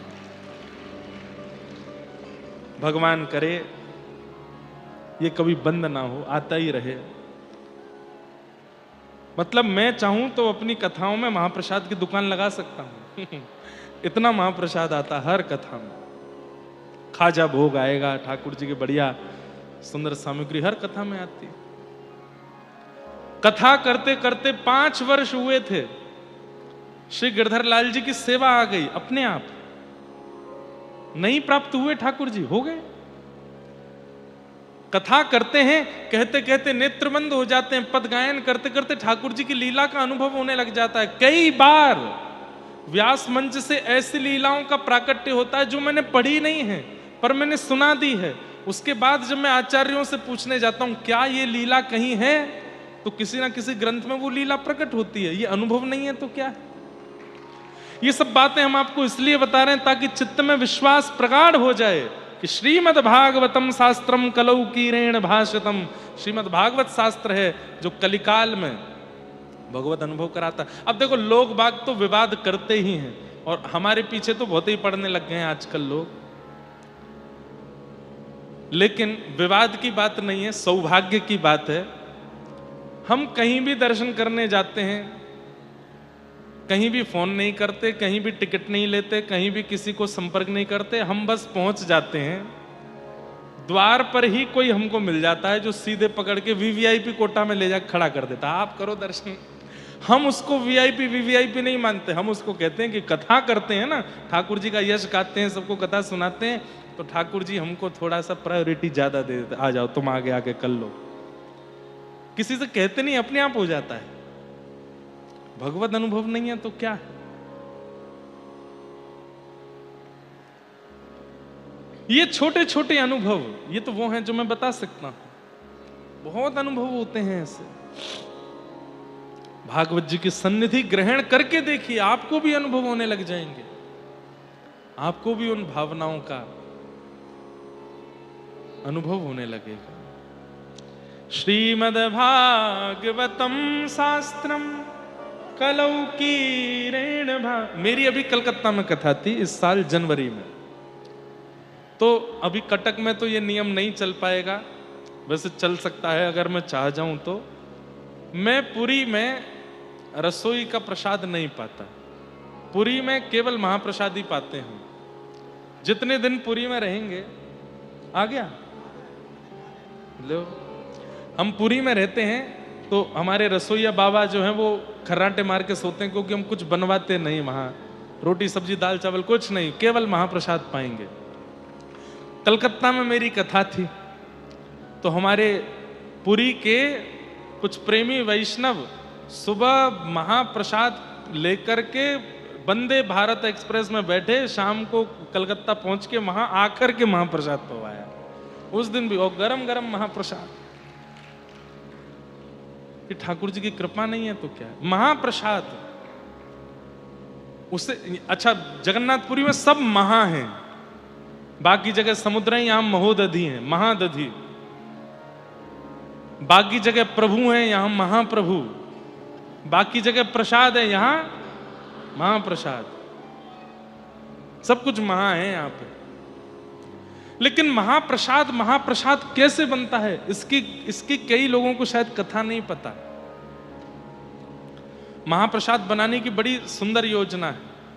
सब लोगों को केवल इतना पता है, एक के ऊपर एक हंडी रख देते हैं, सबसे ऊपर वाली पहले बन जाती है, फिर उसके बाद दूसरी, तीसरी, चौथी, सब इसी कथा को ही बोलते हैं। पर महाप्रसाद बनाने का सबसे पहला रूप, जितने भी महाप्रसाद बनाने वाले जो सेवक हैं वे सब लक्ष्मी जी का आवाहन करके जाते हैं, और वे जब ठाकुर जी का प्रसाद सिद्ध करते हैं, सब विश्व की सबसे बड़ी पाकशाला है जगन्नाथ भगवान की जो रसोई है, और वे वहां पाक बनाने वाले, ठाकुर जी का प्रसाद बनाने वाले जितने भी सेवक हैं, उनको यह भूलना पड़ता है कि हम कौन हैं।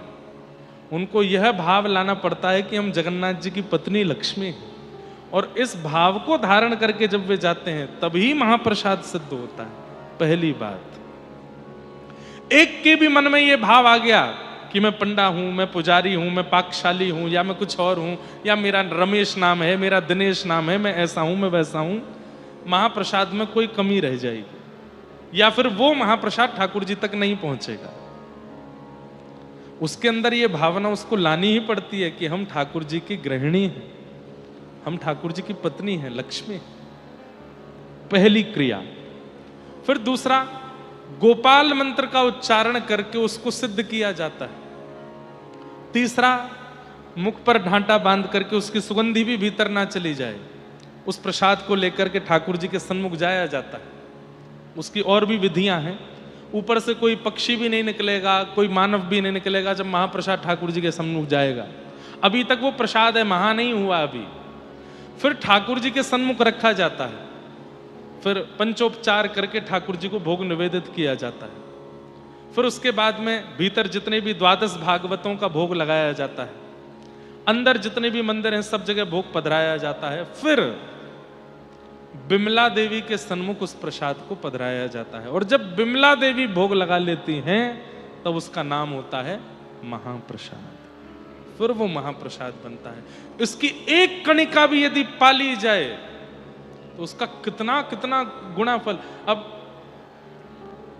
एक बार नारद जी वैकुंठ गए, लक्ष्मी जी सब सहचरियों के साथ में प्रसाद सिद्ध कर रही थी, ठाकुर जी चौकी पर बैठे थे। तो नारद जी बोले, मैं बस कीर्तन करता रहता हूं, कथा गाता रहता हूं, मेरी भी इच्छा होती है कि मैं भी आप लोगों की तरह ठाकुर जी की सेवा में रहूं।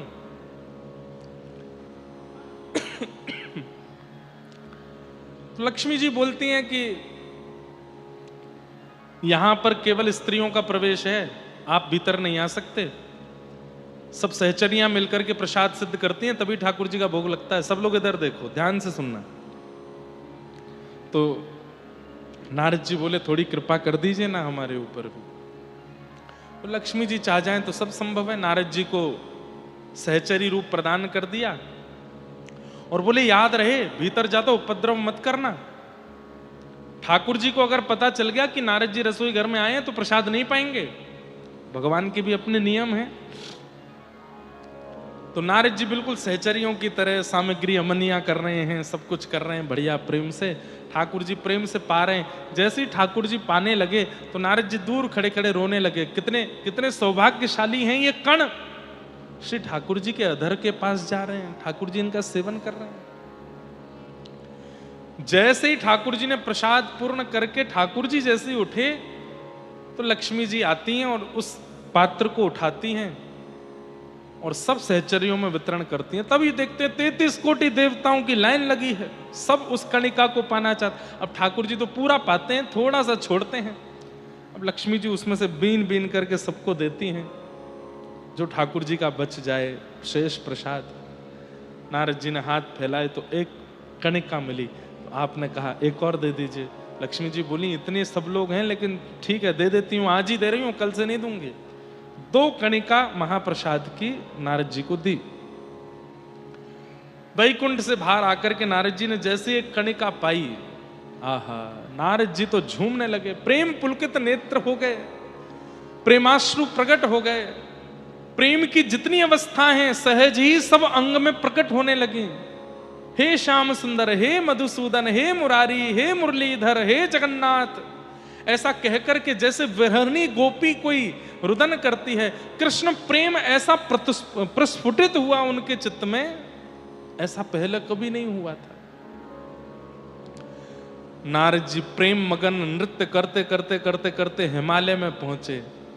और तभी कैलाश पर बैठे हुए महादेव ने जब नारद जी को देखा,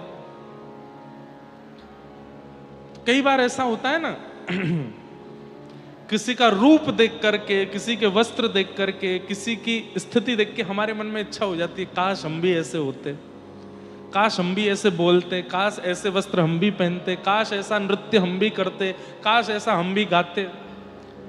नारद जी को देख करके महादेव के मन में हुआ कि भाई ये जिस स्थिति में कृष्ण नाम गा रहे हैं, ऐसी स्थिति में तो मैं भी कभी नहीं आया। नारद जी के पास जाकर के नारद जी का आलिंगन किया। नारद जी तो बस प्रेमाश्रु में रोते जा रहे हैं, हे माधव मधुसूदन मुरारी।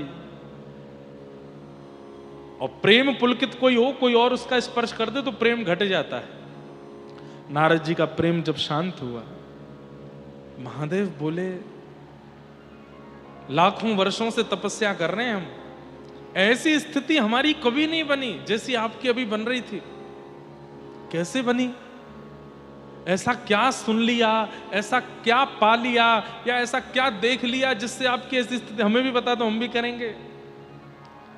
तब नारद जी ने महाप्रसाद दिखाया। बोले 2 कणिका मिले थे मुझे ठाकुर जी के उच्छिष्ट भोग के, एक तो पा लिया मैंने, एक बचा है। महादेव बोले हमको भी दे दो। नारद जी बोले ठीक है आपको देता हूं। जैसे ही नारद जी ने महाप्रसाद दिया, महादेव ने पाया तो जैसी नारद जी की अवस्था वैसी महादेव की भी हो गई। प्रेम पुलकित होकर के रुदन करने लगे, जटाजूट खोल करके नृत्य करने लगे। और बस माधव मधुसूदन कृष्ण मुरारी यही नाम गाते गाते पूरे हिमालय पर नृत्य कर रहे हैं महादेव, और विरहणी गोपियों की तरह रो रहे हैं। नारद जी और महादेव दोनों को नृत्य करता विरह में विलीन देखता पार्वती जी ने जब देखा, तो पार्वती जी बोली ये स्थिति कैसे बनी? तो नारद जी का तो प्रेम थोड़ा सा शांत हो चुका था। पार्वती जी को देख के नारद जी उनके पास आ गए। पार्वती जी बोली गुरुदेव ये स्थिति कैसे बनी? बोले ठाकुर जी का महाप्रसाद मिला था, 2 कणिका मिली थी, एक मैंने पाली, एक महादेव को दे दी।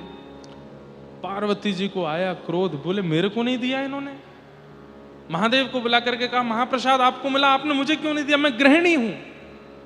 बोले देवी एक ही था। बोले आधा कर देते, आधा आप पाते आधा मैं पाती। महादेव बोले ठाकुर जी का प्रसाद था, अब उसमें आधा करना बंटवारा करना ही हमको शोभा नहीं दिया, हम तो पूरा पा गए। पार्वती जी रुष्ट होकर के, गुस्सा होकर के हिमालय की ऊंची चोटी पर गई और वहां जाकर के तप में बैठ गई।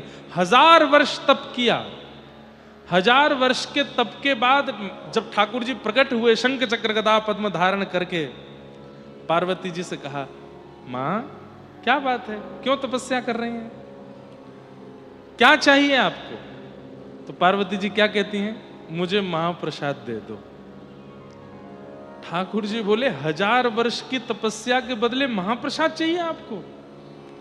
कोई मेरा दर्शन मांगता है, कोई मेरा संग मांगता है, कोई वैकुंठ मांगता है, कोई मुक्ति मांगता है, कोई भक्ति मांगता है, कोई प्रेम मांगता है, कोई कुछ भी मांगे, तो महाप्रसाद कौन मांगता है? वो भी 1000 वर्ष की तपस्या के बाद। पार्वती जी बोली हमको बस महाप्रसाद ही चाहिए। बोले मां आपकी तपस्या के बदले यदि मैं एक बार महाप्रसाद दूंगा तो मुझे संतुष्टि नहीं होगी, इसलिए अभी तो मैं थोड़ा महाप्रसाद देता हूं अपना, लेकिन मैं वचन देता हूं कलिकाल में जब महाप्रभु जगन्नाथ के रूप में मैं नीलाचल धाम में विराजूंगा, तब आप विमला देवी के रूप में वहां विराजना और मेरा नित्य प्रसाद आप पाएंगी। जब तक आपको प्रसाद नहीं पधराया जाएगा तब तक वो महाप्रसाद बनेगा ही नहीं, नित्य आपको प्रसाद मिलेगा। दूर खड़े नारद जी और शंकर जी बोले हम पे भी कर दो ने कृपा। बोले आपको भी इनके आगे हाथ पसारने पड़ेंगे तभी मिलेगा। तब से विमला देवी को नित्य महाप्रसाद का ठाकुर जी का भोग लगता है।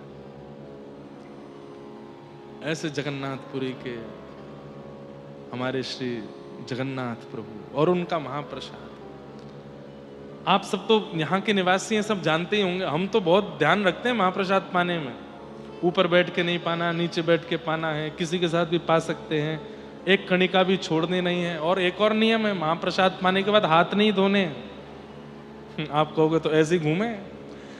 उसका भाव तो ऐसा है कि जब महाप्रसाद पालें उसके बाद में उस हस्तकमल को आप ऐसे ही रखो, थोड़ी देर में जब वो सूख जाएगा तो उसको ऐसे चूरा करके जो उसका थोड़ा बचे उसको भी पालो, और उसके बाद शेष जो है उसको पूरा ऐसे लगा लो अपने अंग पर। जब एक एक कणिका पूरे अंग पर लग जाए, एक भी कण ना बचे, तब हाथ धो सकते हैं, नहीं तो हाथ भी नहीं धोने चाहिए। बड़े नियम है महाप्रसाद के। तो ये सब महाप्रसाद की कृपा, और इस महाप्रसाद की कृपा हम पर हर कथा में होती है। हर कथा में महाप्रसाद प्राप्त होता है। किन की कृपा से? भागवत जी की कृपा से। श्रीमद् भागवतम शास्त्रम कलौ कीरेण भाषितम। ऐसी भागवत जी। लेकिन ये भागवत की कथा सबको सुनने के लिए प्राप्त नहीं होती। जन्मांतरे भवेत् पुण्यम तदा भागवतम लभेत्। एतस्माद् परम किंचित मनः शुद्ध्यै न विद्यते जन्मांतरे भवेत् पुण्यम तदा भागवतम लभेत्। अब इसका अर्थ क्या है? यहां कह रहे हैं कि अनेक जन्मों के पुण्य जब इकट्ठे होते हैं तब कथा सुनने के लिए प्राप्त होती है। तो इसका मतलब क्या समझें कि आप सब लोग बहुत जन्मों के पुण्य करके बैठे हो तभी कथा मिली है ना। यहां पर हजारों लोग बैठे हैं, पर हजारों को कथा मिलेगी ये नहीं है। आप में से गिनती के 10, 15, 20, 100 लोग ही होंगे जो 7 दिन में इस कथा को ग्रहण कर पाएंगे। नहीं तो कोई फोन में व्यस्त हो गया, कोई सो गया कथा में आकर के, किसी का मन कहीं और लगा है, कोई कुछ काम में, किसी काम में, किसी भाव में। यहां आकर के सप्ताह कथा को ग्रहण वही कर पाएगा जिसके अनेक जन्मों के पुण्य होंगे। आप लोगों का कथा में मन लगे इसलिए यह बात नहीं कह रहा हूं मैं। आप कितना भी मन लगाने का प्रयास कर लो, फोन बंद करके बैठ जाओ, मेरुदंड सीधा करके बैठ जाओ, आंखें पलक खोल करके बैठ जाओ, कान खोल के बैठ जाओ, एकांत में बैठ जाओ, किसी से बात नहीं करेंगे, ऐसे बैठ जाओ, लेकिन यदि आपके ऊपर भागवत जी को कृपा नहीं करनी तो समझ में आएगी ही नहीं।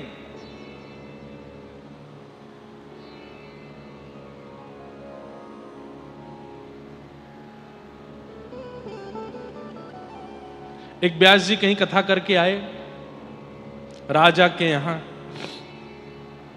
लौट करके जब 7 दिन बाद अपने घर गए तो पत्नी बोली, आगे कथा कैसी रही? बोले बहुत बढ़िया, राजा रानी पूरा परिवार बैठ के कथा सुनता था। अच्छा, पोथी कहाँ है आपकी? अरे पोथी तो मैं वहीं भूल गया, जाओ लेके आओ। पंडित जी दोबारा लौट करके गए तो द्वार पर राजा की बेटी मिली। पंडित जी को देख के बोली, अरे व्यास जी आपने इतनी सुंदर कथा सुनाई कि मैं तो क्या बताऊं, मैं धन धन्य हो गई, कृतकृत्य हो गई। व्यास जी बोले, अच्छा क्या सुना तुमने कथा में? व्यास जी को लगा था कि पूरे राज परिवार को कथा समझ में आ गई है और मेरा सौभाग्य कि मैं कथा सुना पाया। तो पंडित जी को पूछने का अवसर मिल गया। बेटी से पूछा, क्या सुना तुमने कथा में? तो बेटी बोली, मैंने तो सुभद्रा जी को अपना गुरु बनाया कथा में। बोले, क्या सुना सुभद्रा जी का? बोले, सुभद्रा जी को अर्जुन प्रिय था और दोनों ने भाग करके विवाह कर लिया। मुझे भी एक प्रिय है, पिताजी नहीं राजी हो रहे हैं उसके लिए, तो मैं भी भाग करके ब्याह कर लूंगी। कोई बोलेगा कि तुमने पाप किया तो मैं कह दूंगी कथा में सुना था मैंने तो। व्यास जी घबरा गए। 7 दिन 4-4 घंटे की रोज की कथा में तुमने केवल यही सुना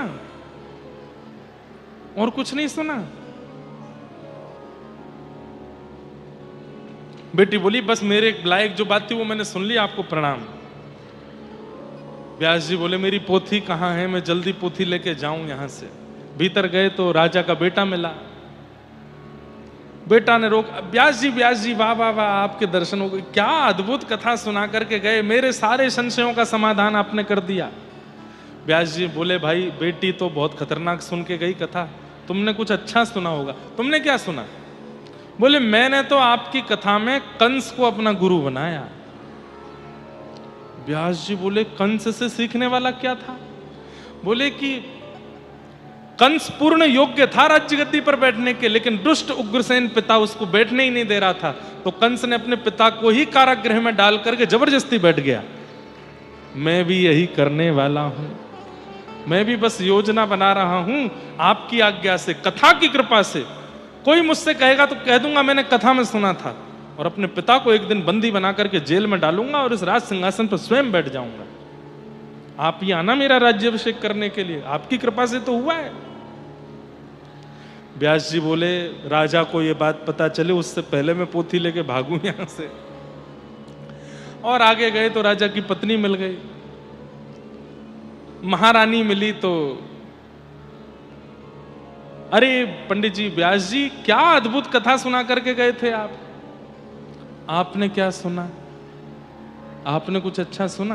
बोले मैंने वो सुना जो किसी ने नहीं सुना होगा। बोले क्या सुना, जरा बताइए। मैंने तो द्रौपदी को अपना गुरु माना। क्यों? बोले आपने एक दिन कथा में कहा था कि द्रौपदी जो है वो प्रातस्मरणीय है, प्रातः काल उठकर के पंच नारियों का स्मरण किया जाए तो जीवन उद्धार हो जाता है। उसमें एक नाम द्रौपदी का भी है, क्योंकि मेरे को लगता है द्रौपदी के 5 पति हैं। मेरा भी एक पति से मन भर गया। अब मैंने भी अपने राज में 4 पति और ढूंढ लिए हैं, इनसे भी ब्याह करूंगी। पंडित जी भागे वहां से। व्यास जी ने देखा मेरी पोथी कहां है। तब देखा तो राज सिंहासन के बगल में पोथी जी रखी थी, राजा बैठा था। व्यास जी गए, बोले राजन मेरी पोथी दे जाइए। बोले महाराज आपने बहुत अद्भुत कथा सुनाई। आपने अपनी कथा में एक प्रसंग सुनाया था कि भगवान श्री कृष्ण शांति दूत बनकर के गए और दुर्योधन से जाकर के कहते हैं कि पंचगांव दे दो, पांडवों को युद्ध की आवश्यकता नहीं है। तो दुर्योधन ने कहा सुच्चक्रैव न दास्यामि बिना युद्धेन केशव, मैं सुई के नोक के बराबर जमीन भी बिना युद्ध के नहीं दूंगा। मुझे पता है आप पोथी के बहाने दक्षिणा लेने आए हो कथा की, पर मैं बिना युद्ध के एक फूटी कौड़ी भी नहीं दूंगा। आपको अपनी कथा की दक्षिणा चाहिए तो पहले युद्ध करो। ये मैंने दुर्योधन आपकी कथा से सीखा था। व्यास जी बोले मुझे दक्षिणा नहीं चाहिए, मेरी पोथी दो, मैं चलूं। कथा का कई बार कई लोग अनर्थ अर्थ लगा लेते हैं और उस अनर्थ के कारण अपनी सुनी हुई, तो इसका भी क्या अर्थ लगाना चाहिए कि ये उनके पुण्य नहीं थे इतने, उनका भाग्य नहीं था इतना कि वो श्रेष्ठ भाव सुन सके। वे केवल वही सुन पाए जिससे उनका अनहित होना था। इसलिए कथा में भीड़ कितनी है, कितने हजार लोग कथा सुनने आए, ये बड़ी बात नहीं है। उन हजारों में समझ में किसको आ रही है, किसके जीवन को परिवर्तित हो रही है, किसके जीवन का उद्धार कर रही है, ये विशेष बात है। तो इसलिए आप लोग सब प्रयास करो कि आपको कथा उतरे जीवन में। और कथा उतरेगी तो आपके लक्षण क्या होंगे? पहला लक्षण मौन, थोड़े शांत हो जाओगे आप, कथा उतरेगी तो। दूसरा लक्षण चिंतन प्रारंभ हो जाएगा, एकांत में रहकर के मनन करने लग जाओगे। तीसरा सृष्टि असत्य है, मिथ्या है, केवल नाथ ही परम सत्य हैं, ये स्पष्ट हो जाएगा मन में। चौथा मेरे जीवन के बहुत कम दिन बचे हैं, अब मुझे भगवत प्राप्ति का साधन करना है, इसकी चिंता प्रारंभ हो जाएगी। और पांचवा कृष्ण विरह में नेत्र सजल होने प्रारंभ हो जाएंगे। ये 5 लक्षण प्रकट होने लग जाएंगे यदि कथा आपके जीवन में आ गई तो। और कोई जानबूझ करके करने लगे तो बात अलग है। कलयुगी जीव हैं, कहो तो शांति ही घूमने लग जाए, कहो तो आंखों पे कपूर लगा करके जगन्नाथपुरी की तरह घूमे कि आंसू निकल रहे हैं हमारी कथा के बाद। नहीं, प्रत्यक्ष यदि एतस्माद् परम किंचन मनः शुद्ध्यै न विद्यते जन्मांतरे भवेत् पुण्यम तदा भागवतम लभेत्। भागवत जी तभी प्राप्त होंगी जब अनेक जन्मों के पुण्य स्पष्ट होंगे। तो कथा में आ तो गए हैं, अब कथा समझ में भी आनी चाहिए, कथा जीवन में उतरनी भी चाहिए, कथा लगनी चाहिए आपके ऊपर, तब समझो कि भगवत कृपा है। भागवत जी में ऐसा क्या है? तब भागवत जी का महात्म्य सुनाते हुए श्री सूत जी महाराज बताते हैं कि एक बार नारद जी महाराज बद्रिकाश्रम गए और वहां सनक सनंदन सनातन सनत कुमारों से उन्होंने पूरी पृथ्वी की बातें बताई। तभी उन्होंने कहा कि वृंदावन में मैंने एक युवती को देखा, उस युवा कन्या की गोद में 2 वृद्ध लेटे थे। वो युवती भक्ति महारानी थी और वे 2 वृद्ध बालक उसके पुत्र ज्ञान और वैराग्य। मां युवा है, बालक वृद्ध हैं। मां कौन है? भक्ति। और बालक कौन है? ज्ञान और वैराग्य। आज भी बंधुओं भक्ति युवा है पर ज्ञान वैराग्य शून्य है। जगन्नाथपुरी में लाखों लोगों की भीड़ जा रही है दर्शन करने के लिए, पर कई बार कई लोग ज्ञान शून्य और वैराग्य शून्य होते हैं। इस कारण से भक्ति प्रसन्न नहीं रहती, भक्ति की अप्रसन्नता बनी रहती है। अब नियम है कि जगन्नाथपुरी में एकादशी के दिन एकादशी करना अनिवार्य नहीं है, लेकिन एक बात बहुत ध्यान से सुनिएगा, श्री क्षेत्र जगन्नाथपुरी में एकादशी के दिन रोटी खाना मना है। श्रीपुरी जगन्नाथपुरी में एकादशी के दिन होटल में खाना मना है। यदि आप रोटी खाते हैं, होटल में खाते हैं या बाहर का कुछ बना हुआ पाते हैं तो आपको अपराध लगेगा। जगन्नाथपुरी श्री क्षेत्र में एकादशी के दिन केवल महाप्रसाद पा सकते हैं, क्योंकि वो प्रसाद है, उसमें अन्न नहीं है, उसको पाने की आज्ञा है। अब लोग बाग एकादशी के दिन भी वहां जाकर के पिज्जा बर्गर खावें, चाउमीन उड़ावें तो एकादशी का अपराध लगेगा। प्याज लहसुन खावें तो एकादशी का अपराध लगेगा।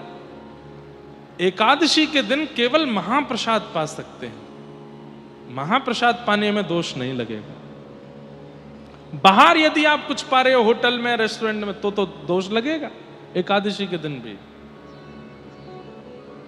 अब ये ज्ञान होना चाहिए, लेकिन हम लोग केवल भाव में चले जाते हैं। एकादशी तो यहां उल्टी टंगी भैया, यहां तो एकादशी करनी नहीं, कुछ भी खाओ, धूप दबा के उड़ाओ, नहीं, महाप्रसाद पाओ। और कितना पाओ? बोले आकंठ पाओ, जितने में गला भर जाए उससे ज्यादा पाओ। एकादशी के दिन दुगना पाना चाहिए, पर महाप्रसाद। अब ये ज्ञान है, ऐसे सूक्ष्म ज्ञान, ऐसे सूक्ष्म वैराग्यवंत भाव हमारे जीवन में होने चाहिए, तभी भक्ति प्रसन्न रह सकती है। नहीं तो भक्ति होते हुए भी हम अप्रसन्न ही रहेंगे। अरे तिलक लगाने के बाद, कंठी पहनने के बाद, भगवान नाम गाने के बाद भी हम रो क्यों रहे हैं? संसार के विषाद में हम पीड़ित क्यों हो रहे हैं? क्योंकि हमारे चित्त में जो भक्ति है वो प्रसन्न नहीं है, अप्रसन्न है। और उसकी प्रसन्नता कैसे होगी? सूक्ष्म ज्ञान, सूक्ष्म वैराग्य हमारे चित्त में होना चाहिए।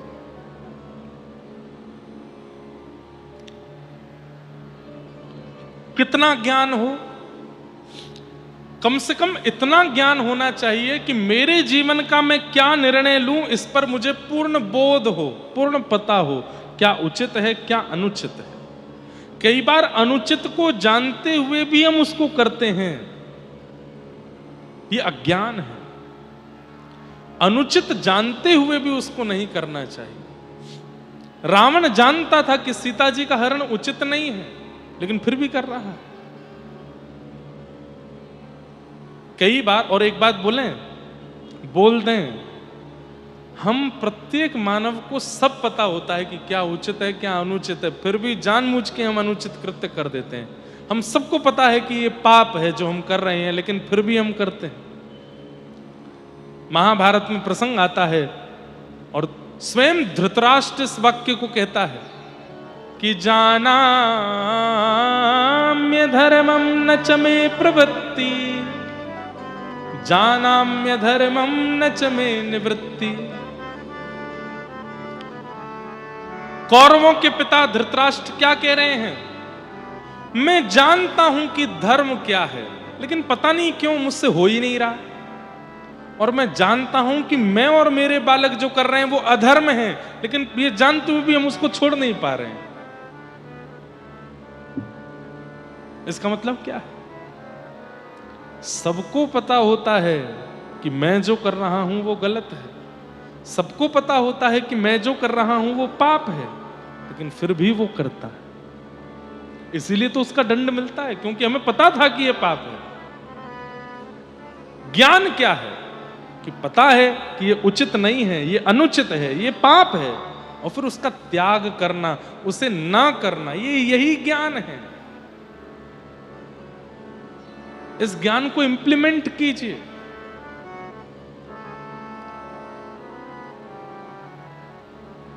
और वैराग्य क्या है? पत्नी छोड़ दिए, बच्चे छोड़ दिए, परिवार छोड़ दिए, सब कुछ छोड़ छाड़ करके पहुंच गए महाराज वृंदावन, रह रहे हैं वहीं पर। ये वैराग्य नहीं है।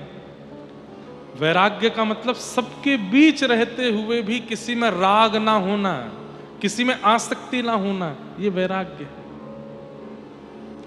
वस्तु का त्याग कर देना वैराग्य की उचित स्थिति नहीं है। वस्तु के संग रहते हुए भी वस्तु का रंग अपने ऊपर ना चढ़ने देना, यह वैराग्य है। सबके बीच में रह रहे हैं, फिर भी उसका प्रभाव अपने ऊपर नहीं होने दे रहे। जैसे भक्त प्रहलाद, राक्षस कुल में रहते हैं,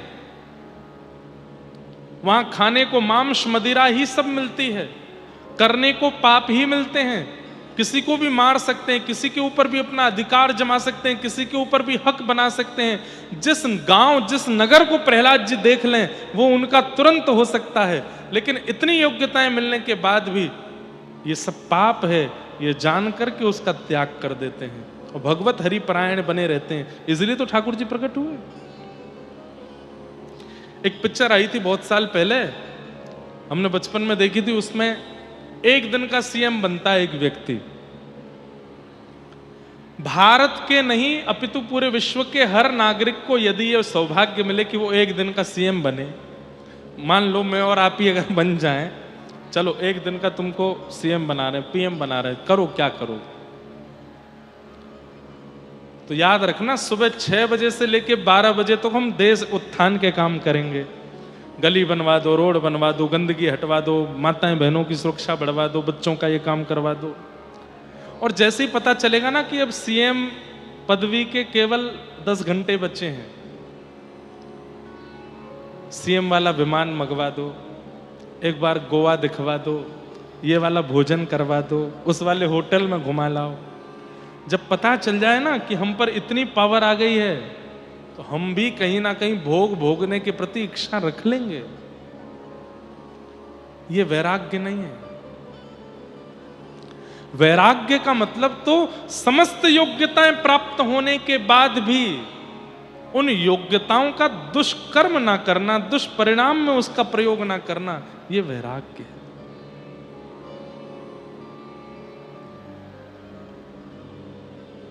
छप्पन भोग सामने रखा है, लेकिन जीव में पानी नहीं आ रहा है, मचल नहीं रहे हैं, ये वैराग्य है। असंख्य सुंदरी नारियां, असंख्य सुंदर पुरुष चारों तरफ से आपको घेर रहे हैं, लेकिन फिर भी आपका मन उनकी तरफ विचलित नहीं हो रहा है, ये वैराग्य है। चारों तरफ से धन की वर्षा आपके ऊपर हो रही है, लेकिन उसके बाद भी आपका मन विचलित नहीं हो रहा है, काम वासनाओं के प्रति नहीं भाग रहा है, ये वैराग्य है। राजा अम्बरीश, एक हमारे अंदर भ्रांति आ गई है कि भगवान गरीब करने के बाद, सब कुछ छुड़वाने के बाद ही मिलते। नहीं, कई बार ठाकुर जी सब कुछ देने के बाद देखते हैं कि तुम स्थिर रह पाओगे कि नहीं, लेकिन हम सब कुछ लुट जाने के बाद ही स्थिर रहते हैं। इसलिए अधिकतर भक्तों के चरित्र में सब लुट गया, छिन गया, तभी ठाकुर जी मिले। पर कई भक्त ऐसे भी हैं जिनके पास सब कुछ था, तब ठाकुर जी मिले। राजा अम्बरीश, अब कितनी सूक्ष्म बात है कि महाराज अम्बरीश ठाकुर जी की सेवा की प्रत्येक क्रिया अपने हाथों से करते हैं। सब लोग ध्यान से सुनिए,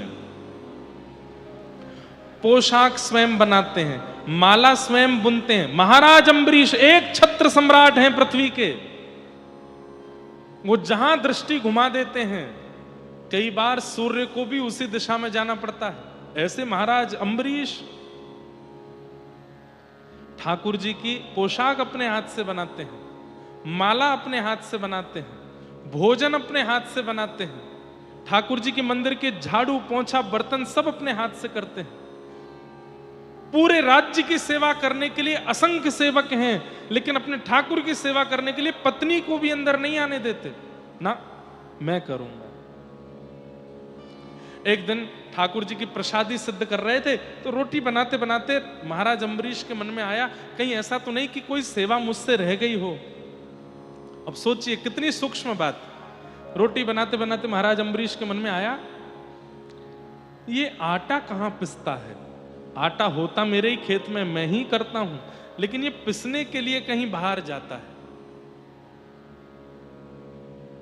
अरे, ये सेवा तो कोई और कर रहा है, मेरे ठाकुर की इस सेवा को कोई और कैसे कर सकता है?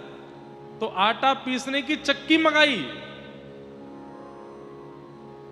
राजवंश के लोग पागल कह देते थे कई बार, तो बोले कि महाराज हमारे कैसे बताओ, चक्की मंगवा रहे हैं, चक्की से आटा पीसेंगे? अरे महाराज ये सब काम तो हम करेंगे। नहीं नहीं, चक्की मंगवाओ। चक्की मंगवा करके लगाई, और 24 घंटे में मुश्किल से 1.5-2 घंटा ही था जिसमें सोना, खाना, पीना, स्नान करना, ये सब। बाकी के समय ठाकुर जी की सेवा में ही रहते थे। और आधा घंटा कम हो गया। क्यों? अब आटा गेहूं डालते हैं, चक्की पीसते हैं। ये सेवा भी मैं करूंगा। चक्की पीस रहे थे महाराज अम्बरीश, भगवान शंख चक्र गदा पद्म लेकर के प्रकट हो गए सन्मुख। बोले वाह महाराज अम्बरीश, ये इतनी सूक्ष्म सेवा, इसको तो कोई भी कर सकता है, इसको आप क्यों कर रहे हो? बोले मेरा अधिकार है। आपकी एक सेवा का भी अधिकार मैं किसी और को क्यों दूं? आप मेरे लिए हो तो मैं सब सेवा करूंगा, मेरा सौभाग्य है। ऐसे महाराज अम्बरीश। कौन कह सकता है कि वो एक छत्र सम्राट पूरी पृथ्वी के हैं? सम्राट होते हुए भी सब त्याग रखा है। जय जी।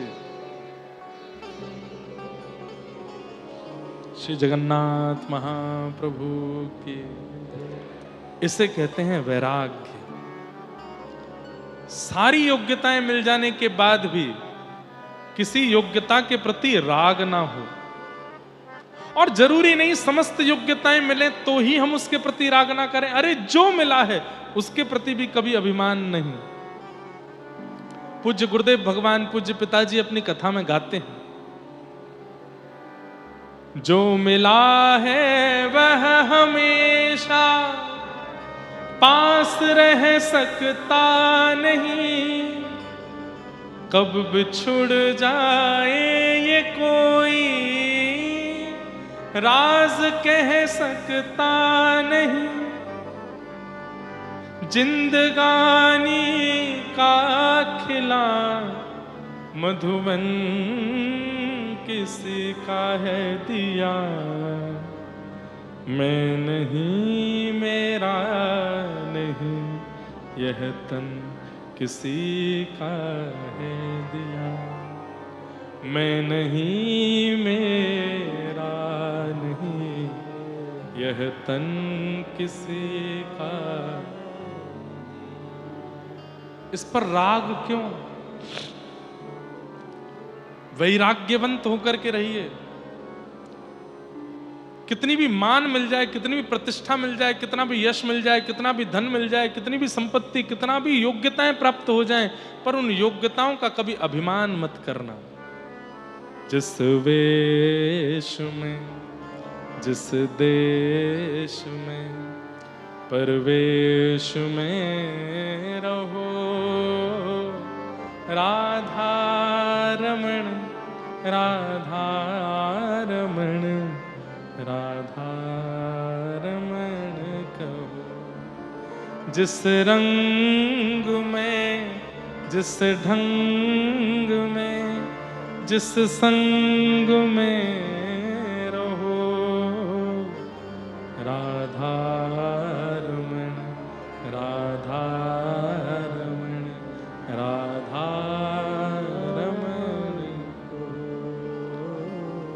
जिस हाल में, जिस चाल में, जिस काल में रहो, राधा रमण, राधा रमण, राधा रमण। और जिस योग में, जिस भोग में, संयोग में रहो,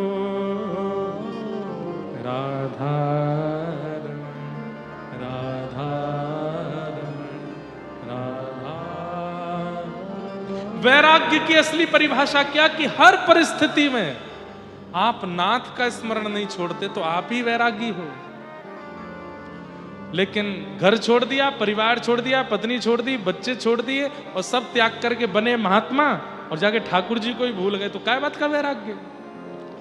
सबके बीच रहते हुए भी ठाकुर जी की स्मृति चित्त से ना जावे, वो वैराग्य है। और ये भक्ति के दो पुत्र हैं, ज्ञान और वैराग्य। इनको जीवन में लाओ। आप डॉक्टर हो, इंजीनियर हो, कुछ भी हो, भगवत स्मृति कभी त्याग मत करो, सदा उनके स्मरण में रहो। भक्ति के पुत्र ज्ञान वैराग्य वृद्ध हो गए थे। इनकी युवावस्था के लिए नारद जी महाराज ने सनत कुमारों से आज्ञा ली। सनत कुमारों ने कहा एक ही उपाय है। बोले क्या? ज्ञान यज्ञ करो। बोले ज्ञान यज्ञ क्या है? भागवत की कथा। भागवत की कथा सुनने से ज्ञान और वैराग्य दोनों पुष्ट होते हैं।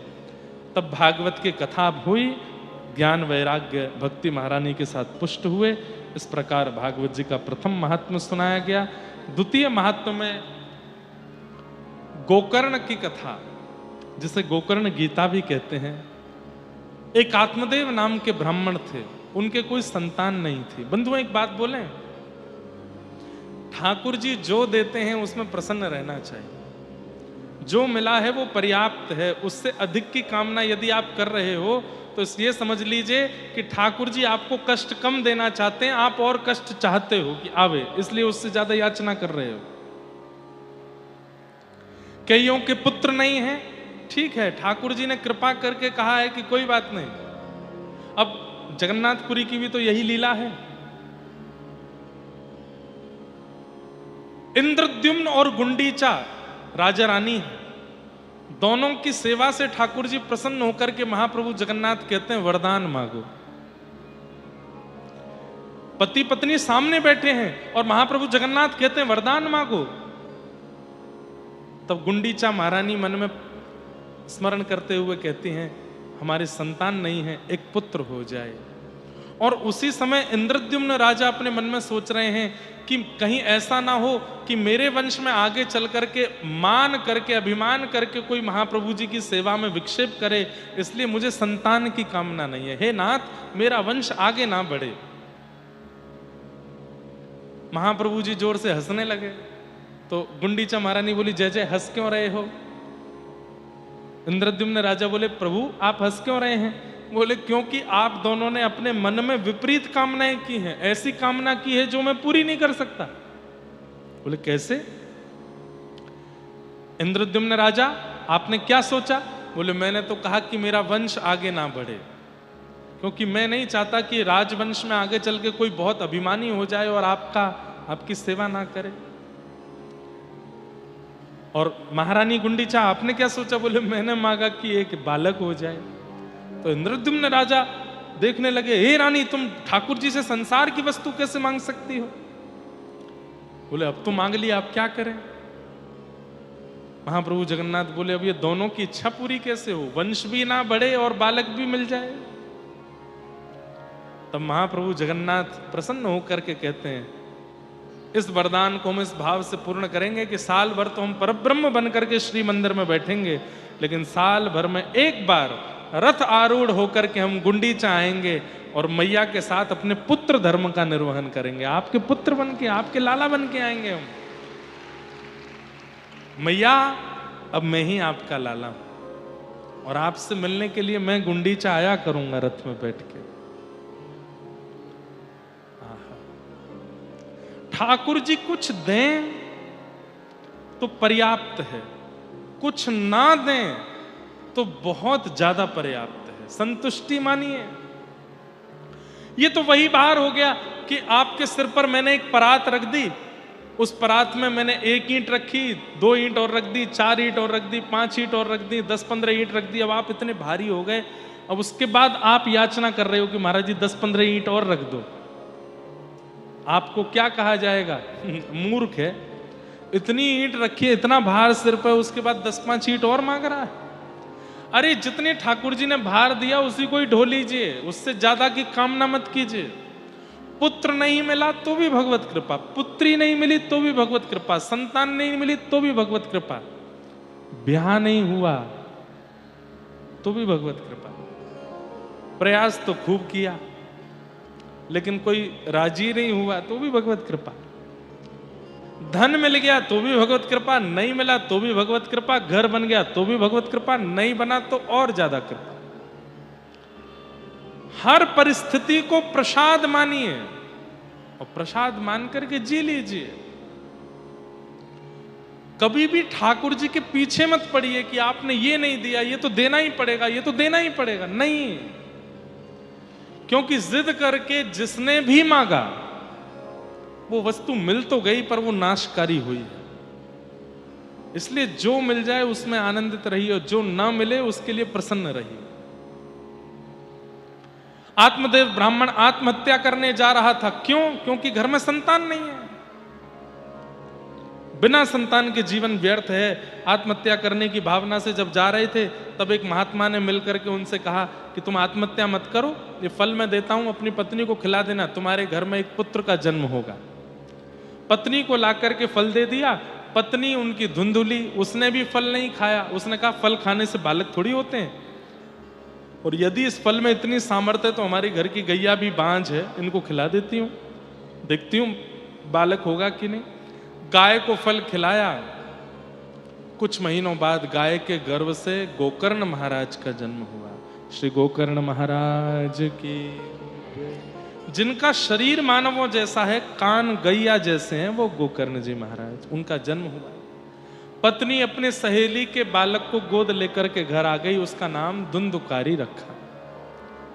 दोनों बालक धीरे धीरे बड़े हुए। गोकर्ण पंडित ज्ञानी, धुंधुकारी महादुष्ट हुआ।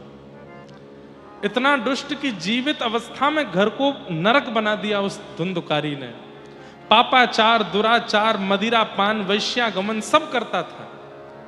और हद तो तब हुई जब माता पिता को मारने लगा। माता पिता पर हाथ उठाने लगा। एक दिन मां ने कुआं में कूद के प्राण त्याग दिए और आत्मदेव ब्राह्मण ने घर छोड़ दिया। बोले इससे अच्छा तो हम बिना संतान के थे। मतलब समझा दिया ठाकुर जी ने कि भाई तुम्हारे यहां संतान ना होने में ही तुम्हारी भलाई थी, और संतान आती देखो घर नरक बन गया, पत्नी ने आत्महत्या कर ली। इसलिए प्रकृति जो दे दे उसको स्वीकार करो, जो न देवे उसके लिए भागो मत।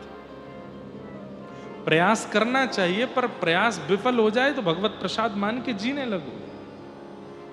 नहीं तो जिद करोगे, टोना टोटका कर रहे हैं, कभी किसी पेड़ पे कुछ बांध रहे हैं, कभी कहीं पे कोई कपड़ा बांध रहे हैं, कहीं पे कुछ कर रहे हैं, हमारे घर में ये हो जाए, ये हो जाए, ये हो जाए, ये नहीं हो रहा है, ये काम बन जाए। बहुत हाथ पैर पटकोगे, मिल तो जाएगी वस्तु लेकिन कल्याणकारी नहीं होगी। इसलिए धैर्यवंत होके जो हो रहा है उसको भगवत कृपा मान करके सह लीजिए। आत्मदेव घर छोड़ करके गए, तब गोकर्ण बालक ने आकर के उनको ज्ञानोपदेश किया और ज्ञानोपदेश करते हुए उनके संशय का समाधान किया। धुंधुकारी मृत्यु के बाद महाप्रेत बना, गया श्राद्ध से भी मुक्त नहीं हुआ। तब भागवत जी की कथा सुनाई गई और भयंकर प्रेत योनि से मुक्त होकर के धुंधुकारी भगवत धाम को प्राप्त हो गया। बोलो भागवत महापुराण की। श्रीमद् भागवत जी का महात्म विश्राम। महात्मा में यही प्रधानता है कि भयंकर प्रेत योनि में भी कोई पड़ा हो तो भागवत जी की कथा से मुक्त हो जाता है। प्रेत तो मरे हुए होते हैं, जब मरे हुए मुक्त हो सकते हैं तो हम तो जीवित हैं। मरने के बाद मुक्त होने की क्यों इच्छा रखें? हम जीवित अवस्था में मुक्त होना चाहते हैं। मुक्त होने का मतलब क्या है? मुक्त होने का मतलब मुक्ति प्राप्त करना नहीं होता। मुक्त होने का मतलब जीवित अवस्था में मुक्ति प्रदान करने वाले नाथ को प्राप्त करना होता है। उन ठाकुर जी को प्राप्त करना, यही मुक्ति है। इस मुक्ति को प्राप्त किसने किया? नरसिंह मेहता ने प्राप्त किया, सूरदास ने प्राप्त किया, मीराबाई ने प्राप्त किया, साल बेग ने प्राप्त किया, जगन्नाथपुरी के माधव दास जी ने प्राप्त किया, बलराम दास जी ने प्राप्त किया, बंधु महंती ने प्राप्त किया, रघुनाथ दास जी ने प्राप्त किया, श्रीमन चैतन्य महाप्रभु ने प्राप्त किया। और हम उस मुक्ति से अभी वंचित हैं। उस मुक्ति को प्राप्त करना चाहते हैं कि जीवित अवस्था में हमको मुक्ति प्रदान करने वाले मुक्ति नाथ मिल जाएं। उसके लिए हम कथा सुन रहे हैं। असारे संसारे विषय विषसंगा कुलधिय क्षणार्धम क्षेमार्थम पिबत सुख गाथा तुलसुधा किमर्थम व्यर्थम भो ब्रजत कुपथे कुत्सित कथे परीक्षित साक्षियत श्रवणगत मुक्त्युक्ति कथने। इस प्रकार भागवत की मंगलमयी कथा से साक्षी हैं परीक्षित जी महाराज कि उन्हें भगवत प्राप्ति हुई, मुक्ति प्राप्त हुई।